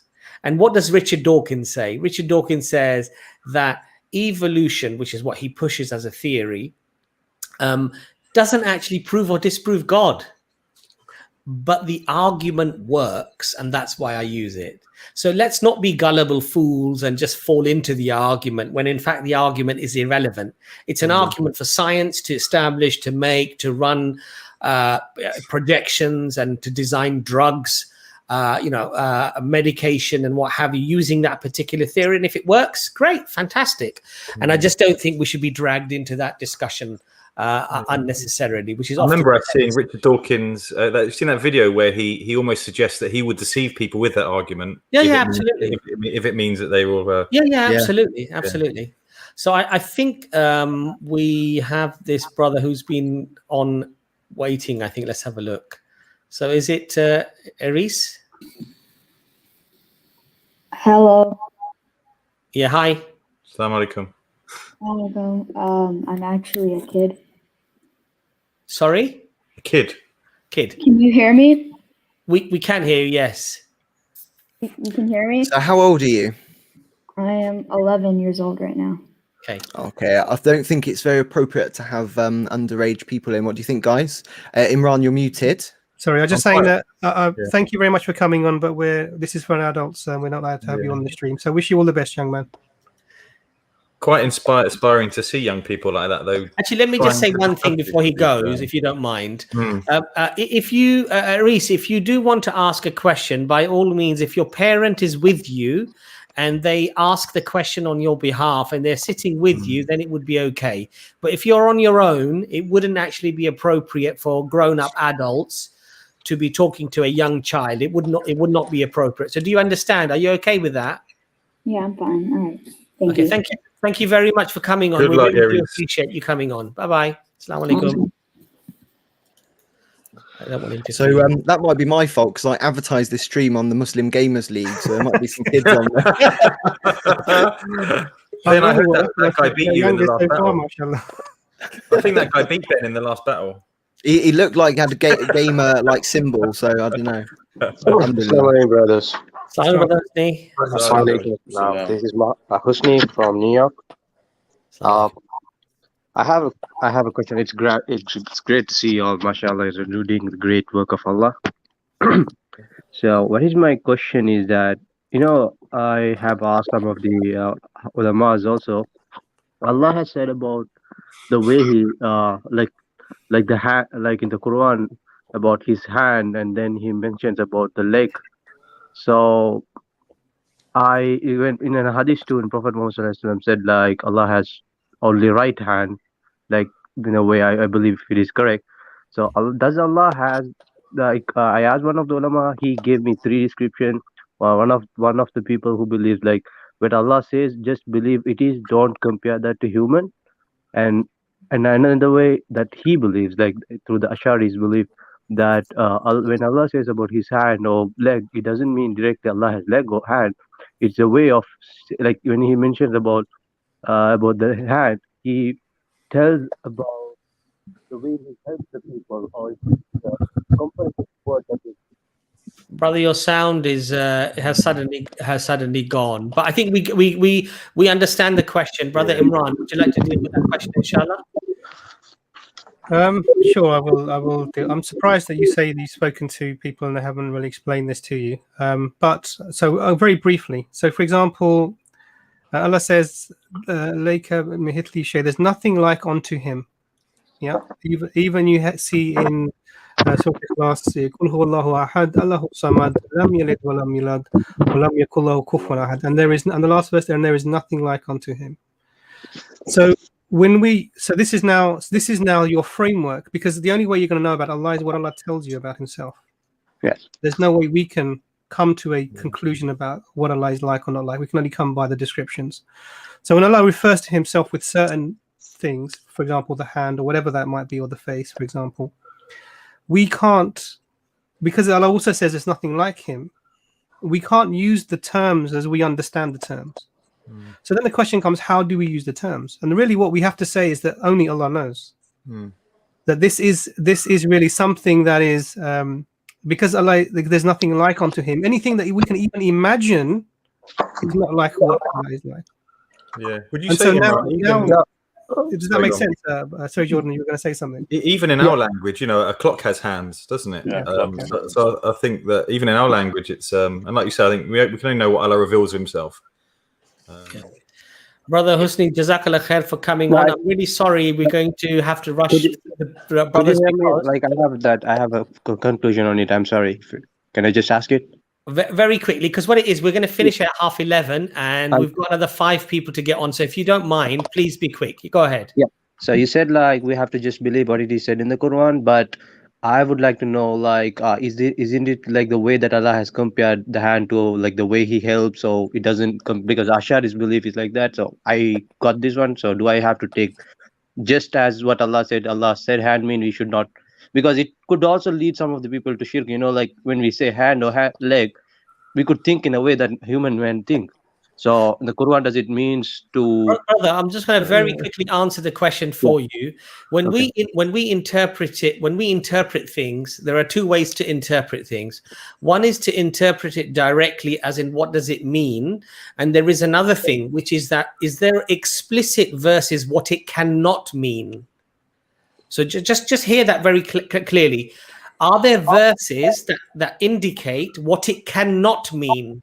So, for example, when Imran said, وَلَمْ يَكُنْ لَهُ كُفُوًا أَحَدٍ, and there is nothing comparable to Allah subhanahu wa ta'ala. Therefore, this is an explicit verse, which means that whatever the interpretation will be, it can be nothing like what you know or what you see or what you can even think of. So the interpretation of those verses would have to conform to the explicit limitations that Allah has already placed upon it. So I hope that answers the question. Jazakallah for coming on. But that does point to another thing. So Jazakallah, Brother Husni, so we're going to let you go. Jazakallah. It's really important. Brother Chris and Jordan, they mentioned that they're going through texts with brothers. They're sitting down and reading. And I think it's really important to get these sorts of things, that you're having some formal teaching from somebody to cover these things with you. Because really these are quite basic key the points, and I think it's important to. We've had the lesson on this and. Mashallah. So John said about the and, even an and on a clock is an and, but it's not a human and. Plus, you can't compare. There's nothing comparable to him. And all this shit. So we've had these. We understand. Sorry, Chris. Carry. Plus, when you trust Allah subhanahu wa ta'ala and He says nothing comparable to Him, then you know whatever that is, you're gonna not compare it to Him anyway. So exactly. No, that's right. That's a very, very valid point, mashallah. Yeah, what I was going to say was it goes back to the Quran, and it goes back to the previous point about science. When people talk about science, you know that science, the Quran, you know, is contradicting in science, etc., etc. But Quran is not a book of science. The Quran has been revealed to the Prophet, peace be upon him, as a book of guidance for mankind. So it's presented in a language for us to understand. So it's the language and the words that Allah uses to help us understand better. So, you know, like Brother Imran said, you know, وَلَمْ يَكُنْ لَهُ كُفُوًا أَحَدٍ. Simply, there's nothing comparable to him. And Brother Abbas said it's explicit verse in the Quran. But you know, so that demonstrates, you know, and when we hear the words hands or the face of Allah or these sort of things, it doesn't mean it's literally, you know, in a human context. Yeah. So, you know, so what I was going to say was that science is the other issue, that a lot of people say the Quran is not a book of science, but there are verses in the Quran that no science can really contradict in that sense. You know, from that point of view. Sorry, I was. No, that makes sense, mashallah. That definitely does. So the language is important, and I think one of the things that a lot of people have when they have doubts is because they haven't really studied Islam thoroughly, and the Arabic language is one of those things, and just basic knowledge on Tawheed, the oneness of Allah, you know, is really beneficial. So I recommend highly for all those watching, Muslims, non-Muslims, to, you know, if you really want to know about Islam, you have to look at our sources, study the deen, study the you know, the concept of God, the oneness of God, and the Arabic language is also very beneficial. Yeah, definitely, Alhamdulillah. I just want to quickly make an announcement to the brothers who are waiting to come on, and the sisters possibly. We are, inshallah, going to wrap things up in about 15 minutes. So please, if we can't get you all on, please do understand it's nothing personal. And also the brothers and sisters that we do get on now, if you don't mind, if you could just quickly post a question, and we'll give you a quick answer, inshallah, and then we'll try to get through as many people as we can. Jazakallah khair. So we've got Brother Hamza. Assalamu alaikum. Wa alaikum assalam. How are you? Can you hear me? Alhamdulillah. Yes. Yeah, I called a couple of weeks ago to ask Dr. Imran about giving dawah in the workplace. I think you guys probably talked to a lot of people. So anyways, I have a question. One of the employees, Jimmy, he's Filipino, he asked me. So he told me, we all know the regular argument, if, you know, my neighbor is Christian, he's a good guy, he took care of orphans, he died, where will he go? That's an argument that's long been answered. However, I've been asked a different question, which is, there's two people, okay? Both of them passed puberty at 16. One accepted Islam at 75, and the other died at 19. On the day of judgment, this man had enough time to sort his university, his work, his wife, his family, then find the truth. The other person possibly didn't even have time to discover where he wants to graduate from. So this was the question I was asked. I would appreciate if you answer it, and God bless you all. Who would like to tackle that first? So just to clarify the question, who was the one that accepted Islam in that scenario? All right.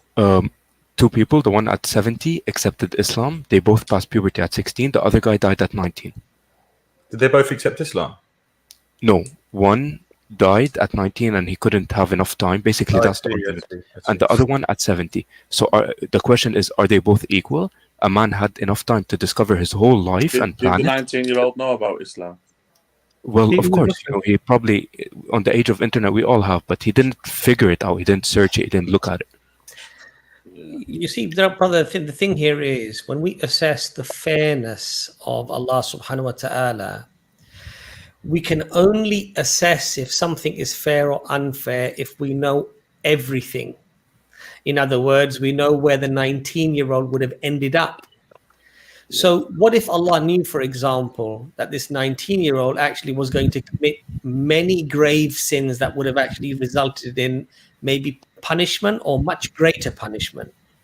Maybe at 19, this person would have died in ignorance and they would have had a different judgment that was made that potentially may have led to forgiveness, and they may have even led them to go to paradise, for example.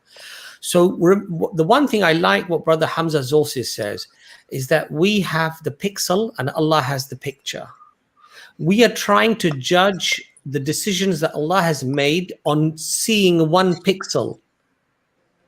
And because we don't have the whole picture, we don't have the ability to actually decipher Allah's decisions on certain matters. So our perceptions are limited on very, very, very, very limited information.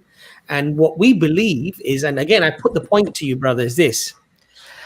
Don't worry whether this is fair or unfair. First, worry whether a creator exists, and then worry about whether the creator says that he is just and he is fair. Because if the creator exists and the creator says that Allah is haqq, Allah is truth, Allah is the supreme in his judgment and supreme in fairness, alhamdulillah, the matter is settled. Then there is no problem here, you see. Yeah. Can I just? It reminds me of Al-Kahf, the story of Khidr, where obviously the child is killed and Moses is really is confused as to why he's broken the boat. Yeah. And yeah, the moral of the story, isn't it, that Allah is all wise. If you believe in these attributes, if you understand what Allah is, then yeah, it's, you know, He knows best, and we can't really see, you know, from where we're standing. That's a beautiful reminder. That's a very beautiful reminder, because subhanallah, the story of Khidr in Surah Kahf, I think chapter 18, if I'm not mistaken.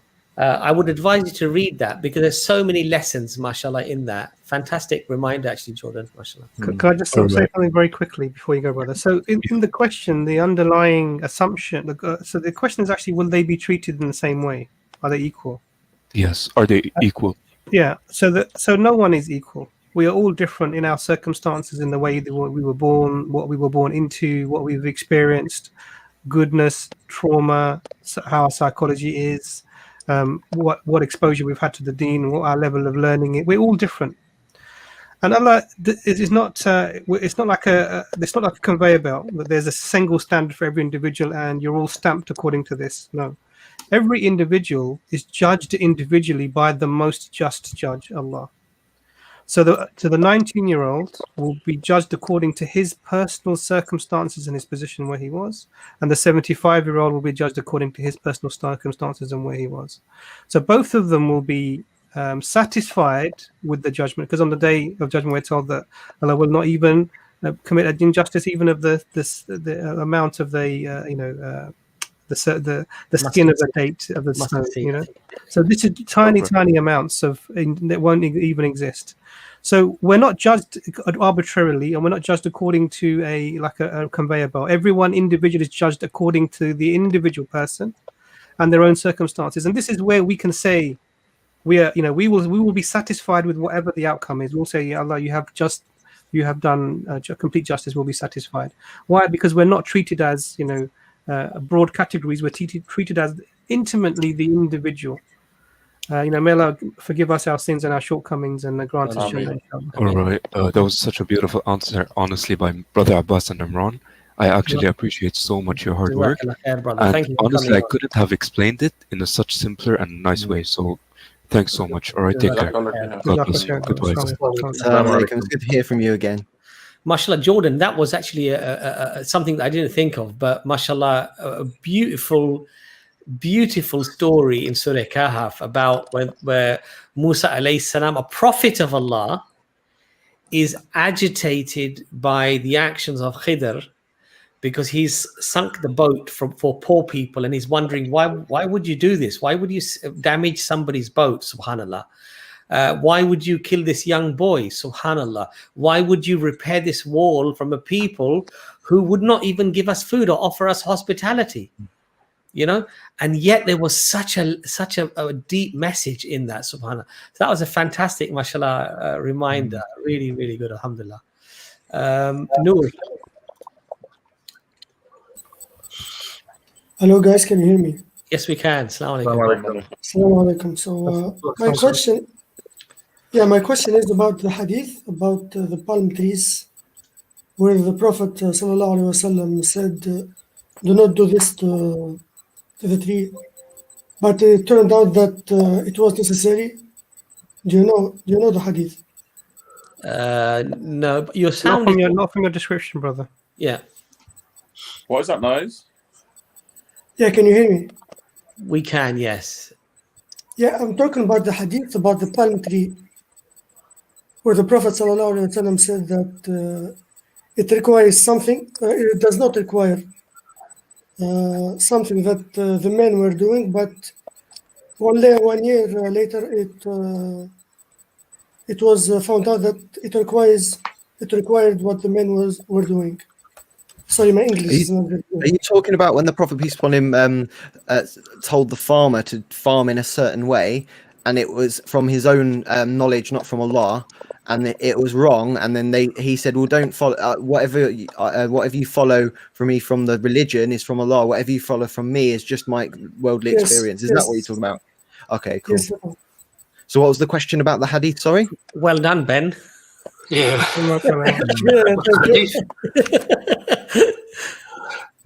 Yeah, so I was asking if does the Prophet sometimes talk from wahi or sometimes not, or how does it work?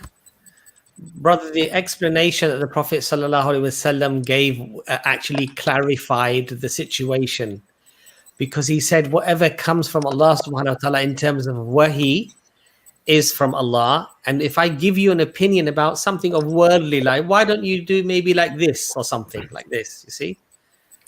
Yes, that was clear, but that was he's saying how do we distinguish them? So I used to be a Quran only Muslim, and this is one of the things I struggled with. That's why I know the hadith. Go ahead, Ben.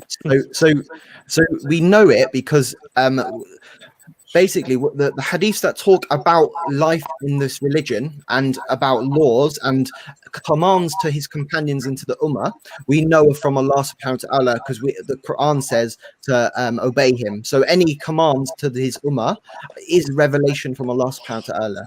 Now, there are certain situations when the Prophet peace be upon him had some strategy in war and was advised otherwise from someone that was more experienced in it. And you could, because of that hadith, we know that the strategy that the Prophet peace be upon him was coming to from in that war wasn't from Allah subhanahu wa ta'ala. It was just from his own worldly experience, what he's learned about warfare and so on like this.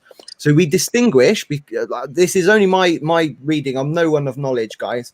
We distinguish simply because we can see it's about the deen or it's a command. So, for example, when the Prophet peace upon him says, this thing is forbidden, what do you mean forbidden? Is it just forbidden for that person? No, it's forbidden for the ummah, forbidden for the Muslims. That's from Allah subhanahu wa ta'ala. When the Prophet peace upon him says, I reckon you should use that pumpkin seed instead, and it doesn't, it's just from, this is probably what he heard from the farmer down the road. Like he was a person on this land living. He wasn't an angel. He wasn't a non-human. He was a human. He made mistakes and so on like that. These mistakes weren't in the religion though. They were just in worldly life, just like everyone else. And because of that, that's why people loved him so much. That's why people, they didn't see him as someone that's like unattainable. This is a man that's lived in this dunya. He's sleeping on a reed bed. He's feeling this dunya. He's doing what, mistakes that we would do in other things.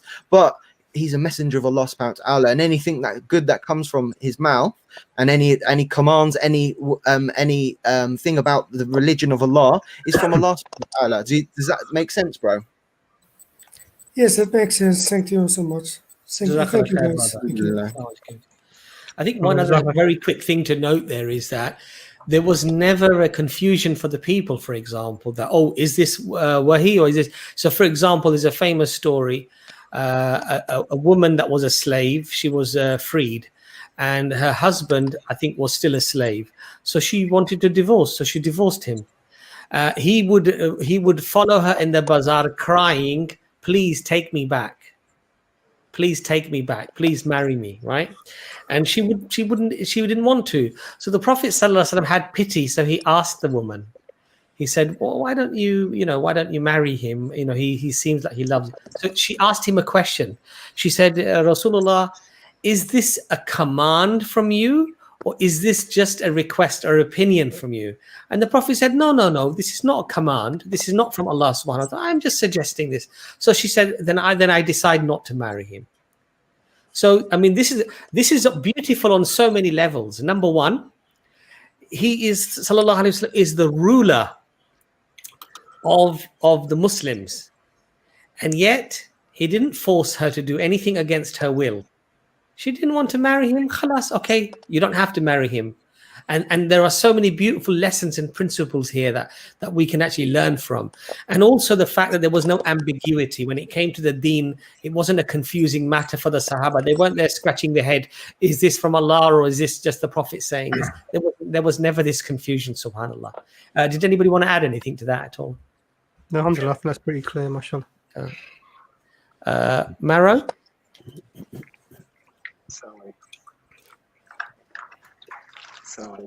Your voice is very, very low, brother. Can you hear me? Yes, we can. Hardly hear you. Just about. Bring the mic closer to you, brother. Can't hear. Let's see if we can do it in the mic settings. If you can just put the microphone near your mouth, if it's not. That's better, yes. Yeah, I just changed my mic. Okay. Thank you so much for having me here, guys, brothers. Actually, I have a conversation with my friend's father, who's a Christian, and he's really knowledgeable when it comes to Christianity and everything. I'm just curious, what is the best way to handle such a conversation, in a quickest way? So my thoughts basically, because reading Quran, it shows you how to challenge a book that says it's a divine book, basically, the preservation, it cannot be imitated, lack of contradictions and prediction of the future. So those one of those criteria that you can say a book that is come from God, right? So basically, from my perspective, if we apply that on the Bible, it fails on the fourth level, like all of them, right? And I think the simplest example that I'm thinking about giving is the crucifixion of Jesus. So, because in the Bible it says that he said like he's gonna stay under the earth for 3 days and 3 nights, and he was crucified on Friday, like before the Sabbath, and Sabbath is for Jews is Saturday, and he came back on Sunday. So that is 2 days, 2 nights, not 3 days, 3 nights. So that's like the first contradiction when it comes to crucifixion, right? And the second contradiction is,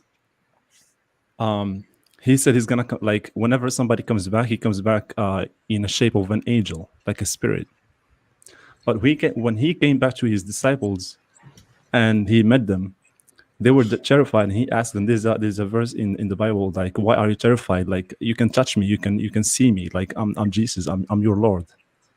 So if you can touch him, so it's flesh and bones, like not a spirit. And then he went with them and they ate from Brother Marrow, sorry, mashallah, you've made some valid points, and we do actually relate to these points as well. Was there a question for us as well, though? Yeah, I just want to know, like, what do you think about this type of argument, and have you presented it to a Christian, and what, like, how can you like handle this kind of Sure.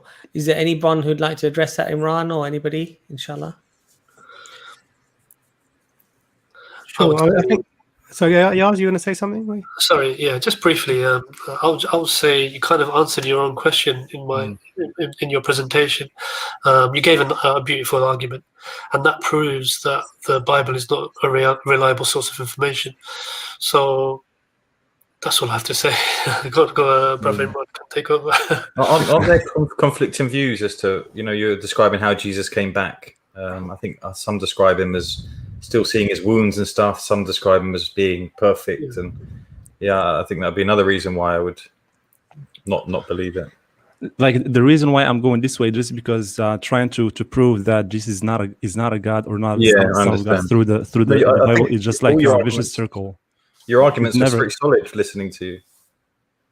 Yeah, and also like the going back into history and trying to see like when we get the earliest scriptures of Jesus, it's like we had like a century with nothing, but again, like Christians, they just don't take that as an argument because it's history. They don't trust history, right? So I thought maybe putting the challenge between the Quran and the Bible, and then see which one actually follows those criteria of the.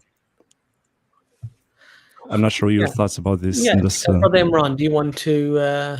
Sorry, I was responding to some of the comments. What was the question? Yeah, so I think Brother Marrow was basically saying that his strategy to talk to is it your friend's father? Is that right? Yeah. How to approach him? I mean, Imran, I never did that by the way before. I've never done it before, so sorry.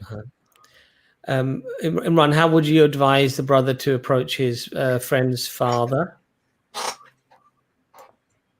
I think that there's I think we mustn't look at these things as you're going to win over somebody easily in some sort of discussion. It doesn't really things don't really work that way. It's really about planting seeds in people's hearts, and Allah can then give them the guidance, inshallah. And one of the things that you have to do is really that you have to really think about the individual you're giving dawah to, and think that you're trying to do something for them which is going to be beneficial for them. And it's like, and the dawah literally means to invite someone. It's like you're inviting someone to a meal. And so you're already giving dawah in your interaction. So it's your friend's father, when you're going around the house, your good manners, your politeness, the way you're eating, the way you're behaving with him, the way you're sort of respectful towards his mother or his sisters by avoiding, looking, etc. These things, this is already a dawah because it beautifies your character, and your character is founded upon Islam, and you can clarify these things in discussions. That's the first thing. So everything you're doing is already dawah.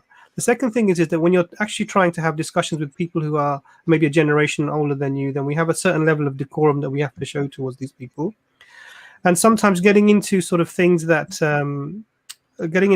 may be sort of controversial or even argumentative. So the way I would have a discussion maybe with my my friend's father, if I was thinking me personally, is I would very respectfully and really only on those points that are raised by them, and probably via his son.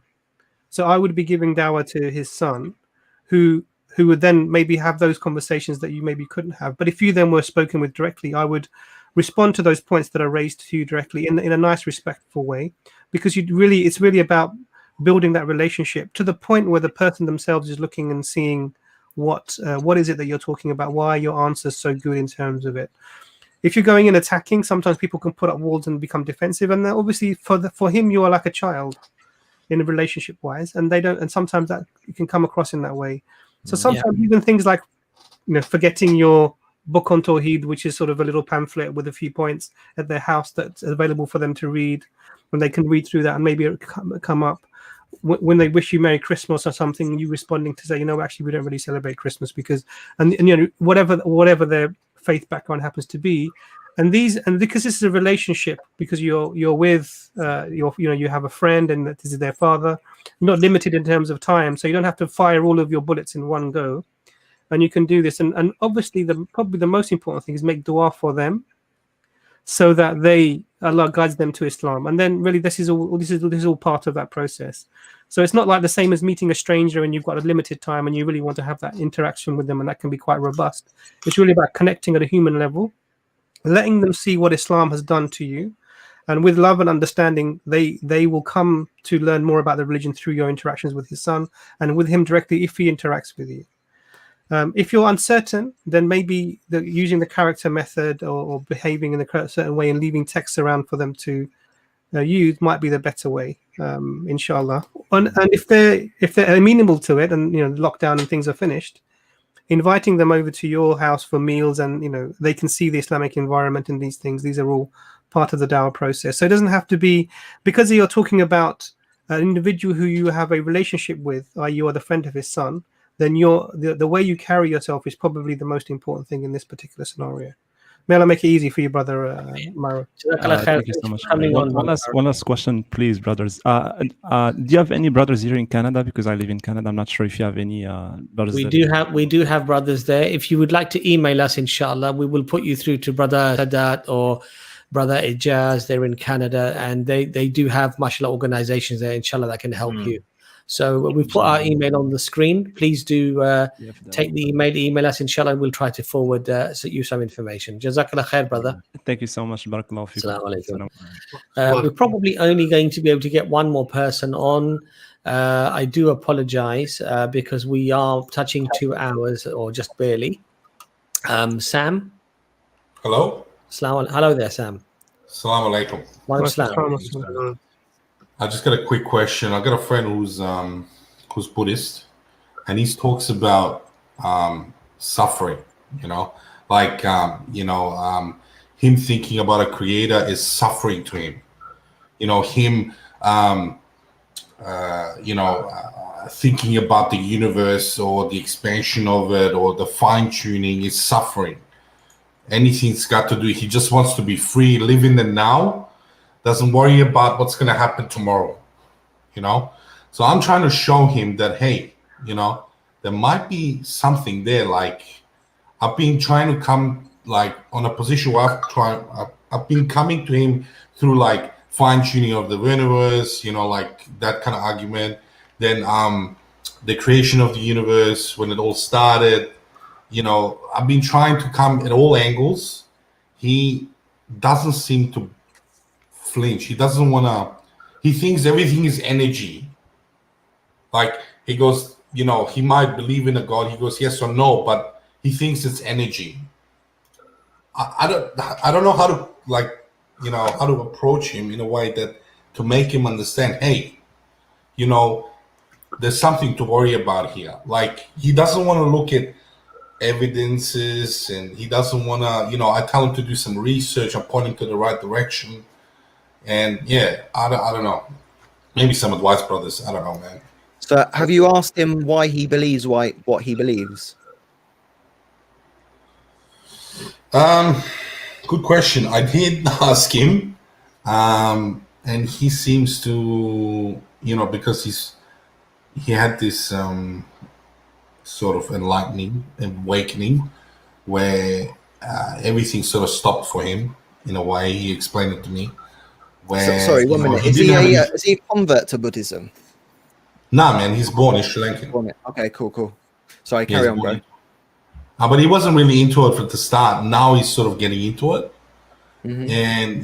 And Buddha, apparently he was talking about, how to get away from that suffering, that mental state, or so Hamza, this might help, bro. Hamza's got a really good analogy. Everyone's walking around with cups of something to drink, and people that are Muslims, people that believe in Islam, have got the best drink in the world. It's like it tastes so good, refreshing, awesome. Everyone else has got muddy little water, and they really believe that water's amazing because that's all they've experienced or that's all they've got. So you need to, before you tip your drink into their glass, you need to convince the people that what they've got in their drink isn't actually that good, so they can tip it out. And it sounds like you'll give it. So there's a phrase called talking at people. It sounds like it might be that you've been giving arguments and not actually helping him with what he needs to see that the reality of existence. So straight away he believes from subjective personal experiences, and also you said about Buddha what he said. So two things straight away. You need to address that our subjective experiences reality. And then you can use examples of where someone experiences something that isn't reality, isn't measurable. So, for example, hallucinations and sort of things like that. And the second one is why do you believe the Buddha said that? Where do you get information from that? And then you can go down the line of actually is the historicity of what Buddha said reliable source of information.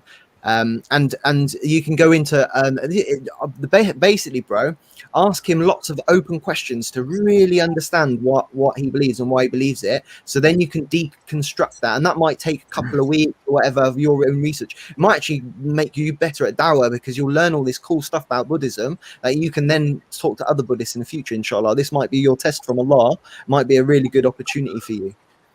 And that's what I would do. If I was in your shoes, I'd be like, right, okay, so I've given all the reasons why I think Islam's good, but what would be the best thing for him to see about Islam?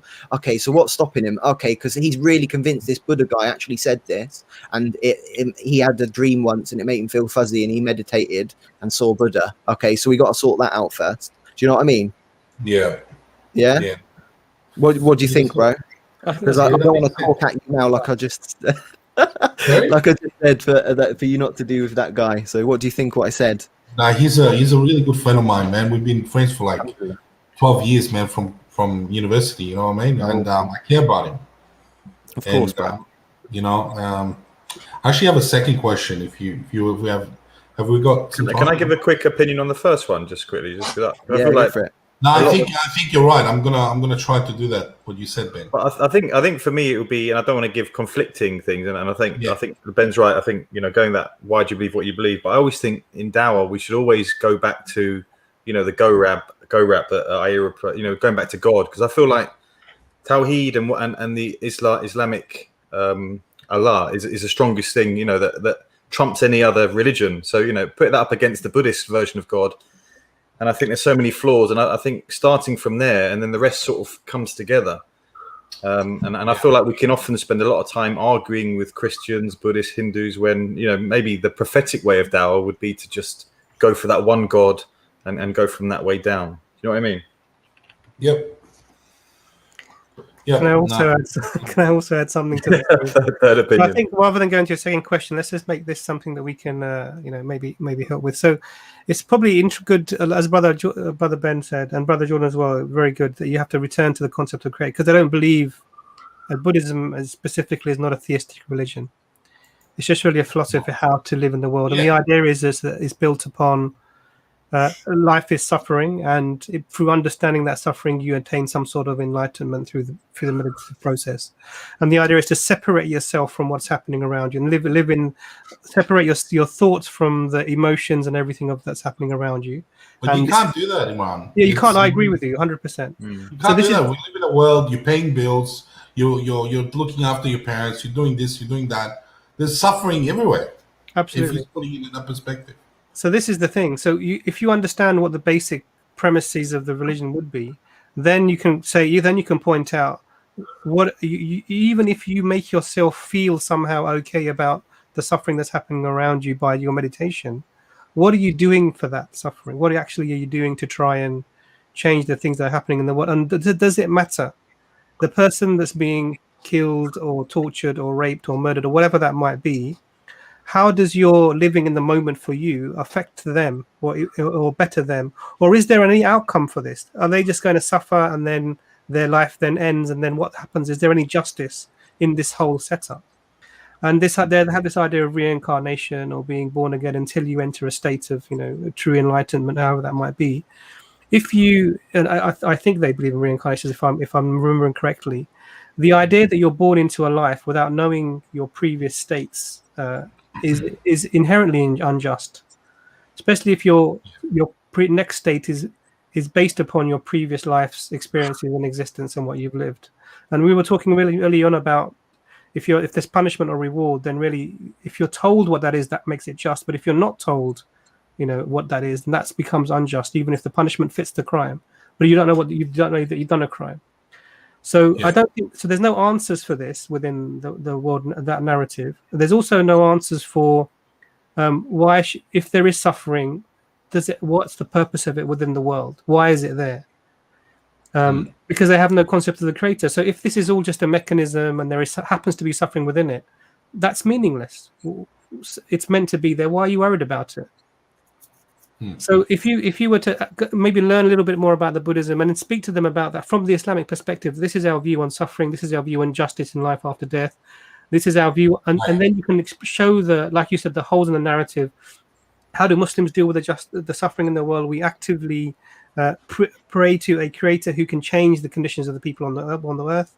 We give charity, we go and help people with our hand, we go and provide advice, we try to be just in all scenarios, we limit the difficulties that people might be going through, because we believe that we must do this, and there is an accountability. So if somebody causes a lot of suffering and escapes punishment here, they're going to have justice in the hereafter.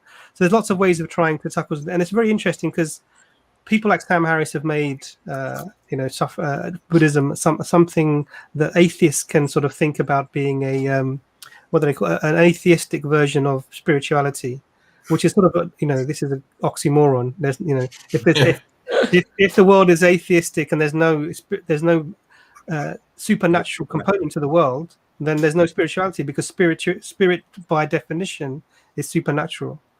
So a lot of atheists find themselves drawn towards this, and maybe tackling it from the points of view the brothers mentioned about digging into the atheistic background of this. What does it mean? Why is there suffering? What are you doing about it? And coming to these points, and I'm heartened, I'm really happy that you say that you care about this brother, because that's really the most important thing. That's what he's going to see in your words. That's what he's going to feel from the tone of your voice. That's what he's going to hear when you're sitting with him and you're having the meal and saying, brother, look, I love you and I want you to go there in this direction. And he will feel that and he will hear that. And inshallah, Allah will use that relationship that you have to help your friend. Inshallah, may Allah guide him, inshallah. Ameen. Like you're saying that's fine. And I do told him that I care about it, but the problem is, he comes back to me, he's like, brother, don't try to convert me. I'm like, bro, I'm not trying to do that, man. I can't convert you, man. How can I make you do something that you don't want to do? Yeah, I'm just trying to show you the truth, really. But I think, Brother Sam, mashallah, I think the brothers are given very good advice. I think the thing also to remember here is, look, your duty is only to convey the message. Correct. Yes. Hidayah, guidance comes from Allah subhanahu wa ta'ala. The Prophet Muhammad sallallahu alaihi wasallam, in the Quran, Allah clearly states that your duty is but to give the message clearly to the people. That's it. Hidayah, guidance is in Allah's hands. Today, your friend is averse to even listening about Islam or listening about talking about religion because he doesn't want to. Maybe tomorrow Allah will open up his heart. All you have to do is try in a kind way, in a nice way. If he really doesn't want to listen, then leave it for a little while and then come back to it afterwards. Just use a kind strategy and a soft strategy. Jazakallah khair, brother. We've gone over 2 hours, so I'm really sorry to have to bid you farewell. Assalamu alaikum. Assalamu alaikum. Thanks, guys. So, guys, we said we'd do it for 2 hours. Alhamdulillah, we've gone over for 2 hours and 10 minutes. We do have another 6 people waiting, and we're not going to be able to get them all on. So, please, brothers, please, apologies. If somebody, Ben, can we just take a note of the people who are waiting? And then next time, we, inshallah, will try to get these brothers on or sisters on first, which I think will be fair. Because I think some of them have been waiting a long time. They've been repeatedly trying to connect to us. So yeah, Ben, if you could just take a picture of all the names. Brother Jordan, Brother Ayaz, closing statements, inshallah, please. You want to go first, Ayaz? Yes, Jazakallah for coming on the stream and for the viewers. Carry on. I would say, as advice, general advice, when it comes to Dawah, learn your deen first, as much as possible. That's fundamental. So work on yourselves, work on your family members before you venture out. And try not to get into unnecessary conversations with Christians who are trying to give you dawah, and also atheists who are trying to give you dawah, because they could plant doubtful seeds in your hearts. So that's my advice in general. Alhamdulillah, Brother Jordan. I would say, you want to go for the next, Ben? Or? I just wanted to remember it's kind of our opportunity once a month to talk to the subscribers and the people that watch our stuff directly, and I just wanted to say thank you for viewing and watching, and thank you for your support. We wouldn't be here if you guys didn't put the effort in and watch, and may Allah reward you all, because watching, liking, sharing our videos, becoming a member or donating, becoming a patron and all that stuff, you gain your share in the reward of whatever good comes from EFDawah. May Allah keep us steadfast, keep our intentions pure, and reward all of you for supporting us, inshallah. Amen. Inshallah. Yeah, I would say that it's been amazing the amount of viewers. I haven't been on an EFDawah stream for a while, and I guess you guys have been putting the work in, because I don't remember there being nearly 1,000. I think back in the a few months ago, and me and Abbas were doing it in the first lockdown. We'd get 100 or a bit, and then it's obviously grown and grown and grown. So it's amazing what the achievement is. I think in terms of Dawah, I get asked a lot, a lot of people comment on my videos, whether it's TikTok or on here, why do you keep bothering us about your religion? We don't want to hear it. You're always shoving it down our throats. And I always think that, hang on a minute, if I believe Islam is true, and I don't understand why other religions don't have the same thing. It's one of the beauties of Islam. If I believe I have something that's going to save you, it's going to, your afterlife, it's going to sort out your afterlife, it's going to improve your life on this earth, why wouldn't I be shouting from the rooftops and getting everybody? I almost describe it as having 20 Ferraris in my garage. And that that's a minuscule part of it, isn't it? And the beauty is, giving them all out, and then I would get rewarded as well. So, and I think the beautiful thing about this stream is everyone that's come on, you can feel their sincerity, that they really want to give dawah to their friends, their families. And I think it's a beautiful thing, and may Allah reward everyone that's come on. George, the only can other I have thing one of the to say is Ferraris? that, can we make sure that Imran's channel starts growing? So I might start a campaign soon. That we start going, we want more. We're going to attack all of his comments. Jordan, I was saying that. Can I have one of the Ferraris?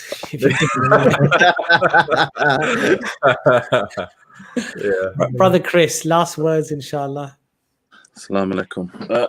So for me, this is my first time I've been on a platform in this sort of style. I'm usually on my own, or I'm usually with Brother Jordan on TikTok. So yeah, it's great to listen to some of the people who are actually watching, and they're actually they're taking knowledge. And the Prophet Muhammad sallallahu alaihi wasallam said, knowledge is the lost treasure of a believer, and gaining knowledge is very important in Islam. It's something that's compulsory on us, as we've noticed today when we were talking about shirk, we were talking about stuff.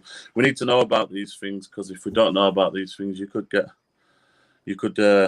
stuck yourself in this new social media world. So yeah, it's important to keep gaining knowledge, keep watching EFDawah, alhamdulillah, and I'll be on a few more of these inshallah in the future. Alhamdulillah. And Well, mashallah, wonderful having you. Alhamdulillah. Everyone's patience, and alhamdulillah, and the answers was once again, even us here learning, we're learners as well. So alhamdulillah. Assalamu alaikum. Dr. So what's going up next then? What we got next for EFDawah? What are the audience looking forward to? So I think Sunday we've got the gospel stream, inshallah. Tomorrow, Brother Hamza on Friday, he's got his open arena, I believe. What time is that? Do you know? Open arena, I think it's about 8:30. Is it 8 o'clock? Only 8 o'clock, isn't it? Yeah. And then the gospel stream, inshallah, should be back. We're very sorry last Sunday that we cancelled last minute. We do apologize, but please be aware sometimes things happen very close to going live, and it's sometimes difficult to do it and difficult to give notice. But inshallah ta'ala, we will try in future to try not to make cancellations unless it's absolutely necessary. So jazakallah khair for that. Brother Imran, closing statements, inshallah. Alhamdulillah. I just want to say that, you know, we're none of us are many more than sort of lay Muslims, and we ourselves are learning. Just make dua for us, may Allah, because we are all volunteers. We do this in our part-time. We don't do this for any financial gain or benefit. Really, we're just trying to do our best with what we have. And as long as Allah uses us for His religion, inshallah, we'll strive our best to do our best in that regard. What we really need is du'as from the brothers and sisters who are watching. Make dua for us in terms of our health and for our dunya, and also for our iman, and also for the fact that our intentions are kept purified, inshallah, and that we don't, we don't spoil our deeds by changing our intentions or muddying our intentions, inshallah. And really, your help and support in the dawah. So that what is the help and support, as Brother Ben mentioned? It's really passing the information about the streams and putting that to the people who may be interested in viewing it, non-Muslims, Muslims, whoever that may be, so that we can spread further. And then we can take the channels. Already we do multiple language translations, but that we can increase this, inshallah. And really, all that we do is try our best to convey the words of Allah and the religion of the Prophet Muhammad, peace be upon him. So if we make any mistakes, it's from us, and if anything that we say is correct, it's from Allah, inshallah. May Allah forgive us our sins. Jazakallah khair. Assalamu alaikum. One of the things I just quickly finish up on saying is to the brothers and sisters, don't worry if you feel that perhaps you're not there and you can't give the dawah and that you get stuck. All of us have been through that, and we still go through it even today. People might ask us a question and we might not know. It's okay not knowing. You go away, you find out the answer, and alhamdulillah, the next time that question comes up, you'll be able to answer it in a better way. When I first started dawah, sort of formally at Speaker's Corner, people would come and shout and scream, and they would say things that I never heard of because I wasn't very knowledgeable, and I still am not. And all you do is you just go away, inshallah, and you just learn about those things, and inshallah, slowly but surely, Allah will help you and you'll get better and better at it. The other thing is that dawah can sometimes, the brothers have already alluded to this, it can just be a smile. It can just be helping an old lady with her bags if she'd like help. It could be just helping somebody who's on a train and they're struggling because they have bags and stuff. And, you think, you know what, it's okay, you can have my seat. That's a fantastic form of dawah because that's how we are supposed to be as Muslims. So when people see us, they see how we behave, they see how we talk, they want to know why is this person like this? I'm just shocked. I'm amazed. And I think the story of Jordan constantly reminds me just how important ikhlaq and ihtiram and good behavior and good practices are. When Jordan came down to Speaker's Corner and Hamza spoke to him and I spoke to him, and we thought, mashallah, we're sort of saying all the right things, and we're, Jordan is being convinced or whatever. What affected Jordan more than all those words that we said? We went to dinner afterwards. There was about 15 of us, Jordan, right? We had all these different curries and naans and rice and everything, subhanAllah. But the hospitality, the love, the affection the brothers showed him, the respect, the honor they showed him, he went away that evening and he said that incident stuck with him more and had a greater influence on him than all the words that we had spoken to him. Is that right, Jordan? That's right. The rest. I mean, there was some beautiful dawah. When I watch the videos, I'm watching it because they're obviously on EFDawah. I'm like, cool, that's fantastic dawah Hamza's given me. At the time, I remember it all being a bit of a blur. Yeah. But like you say, a lot of information taken in. But I'll never forget that meal afterwards where we all just sat down, sincere brotherhood. No one was enforcing anything on me. And I saw how everyone was interacting, how everyone was treating each other. It was very face value stuff, something I wasn't used to. Everyone was equal. There was no fakeness. It was just something that I just remember thinking, wow, it's and yeah, definitely. And look, Islam's an intellectual decision, but still, if I would have met the wrong brothers on that day, I often wonder what would I've gone away thinking. So it's massively important.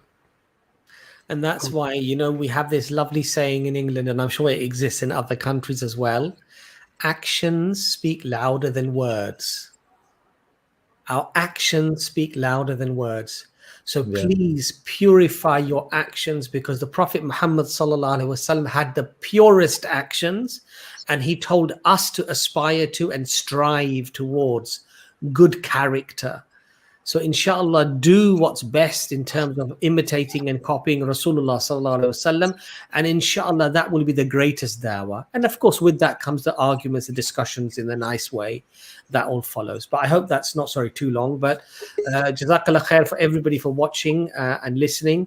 And remember us in your dua, inshallah, that Allah, as Brother Imran has said as well, that Allah purifies our intentions. That whatever we do just for the sake of Allah subhanahu wa ta'ala and for nothing else. We are reliant on your dua, and alhamdulillah, all of your love and support. Jazakallah khair. Assalamu alaikum wa rahmatullahi wa barakatuh. Assalamu alaikum. Assalamu alaikum.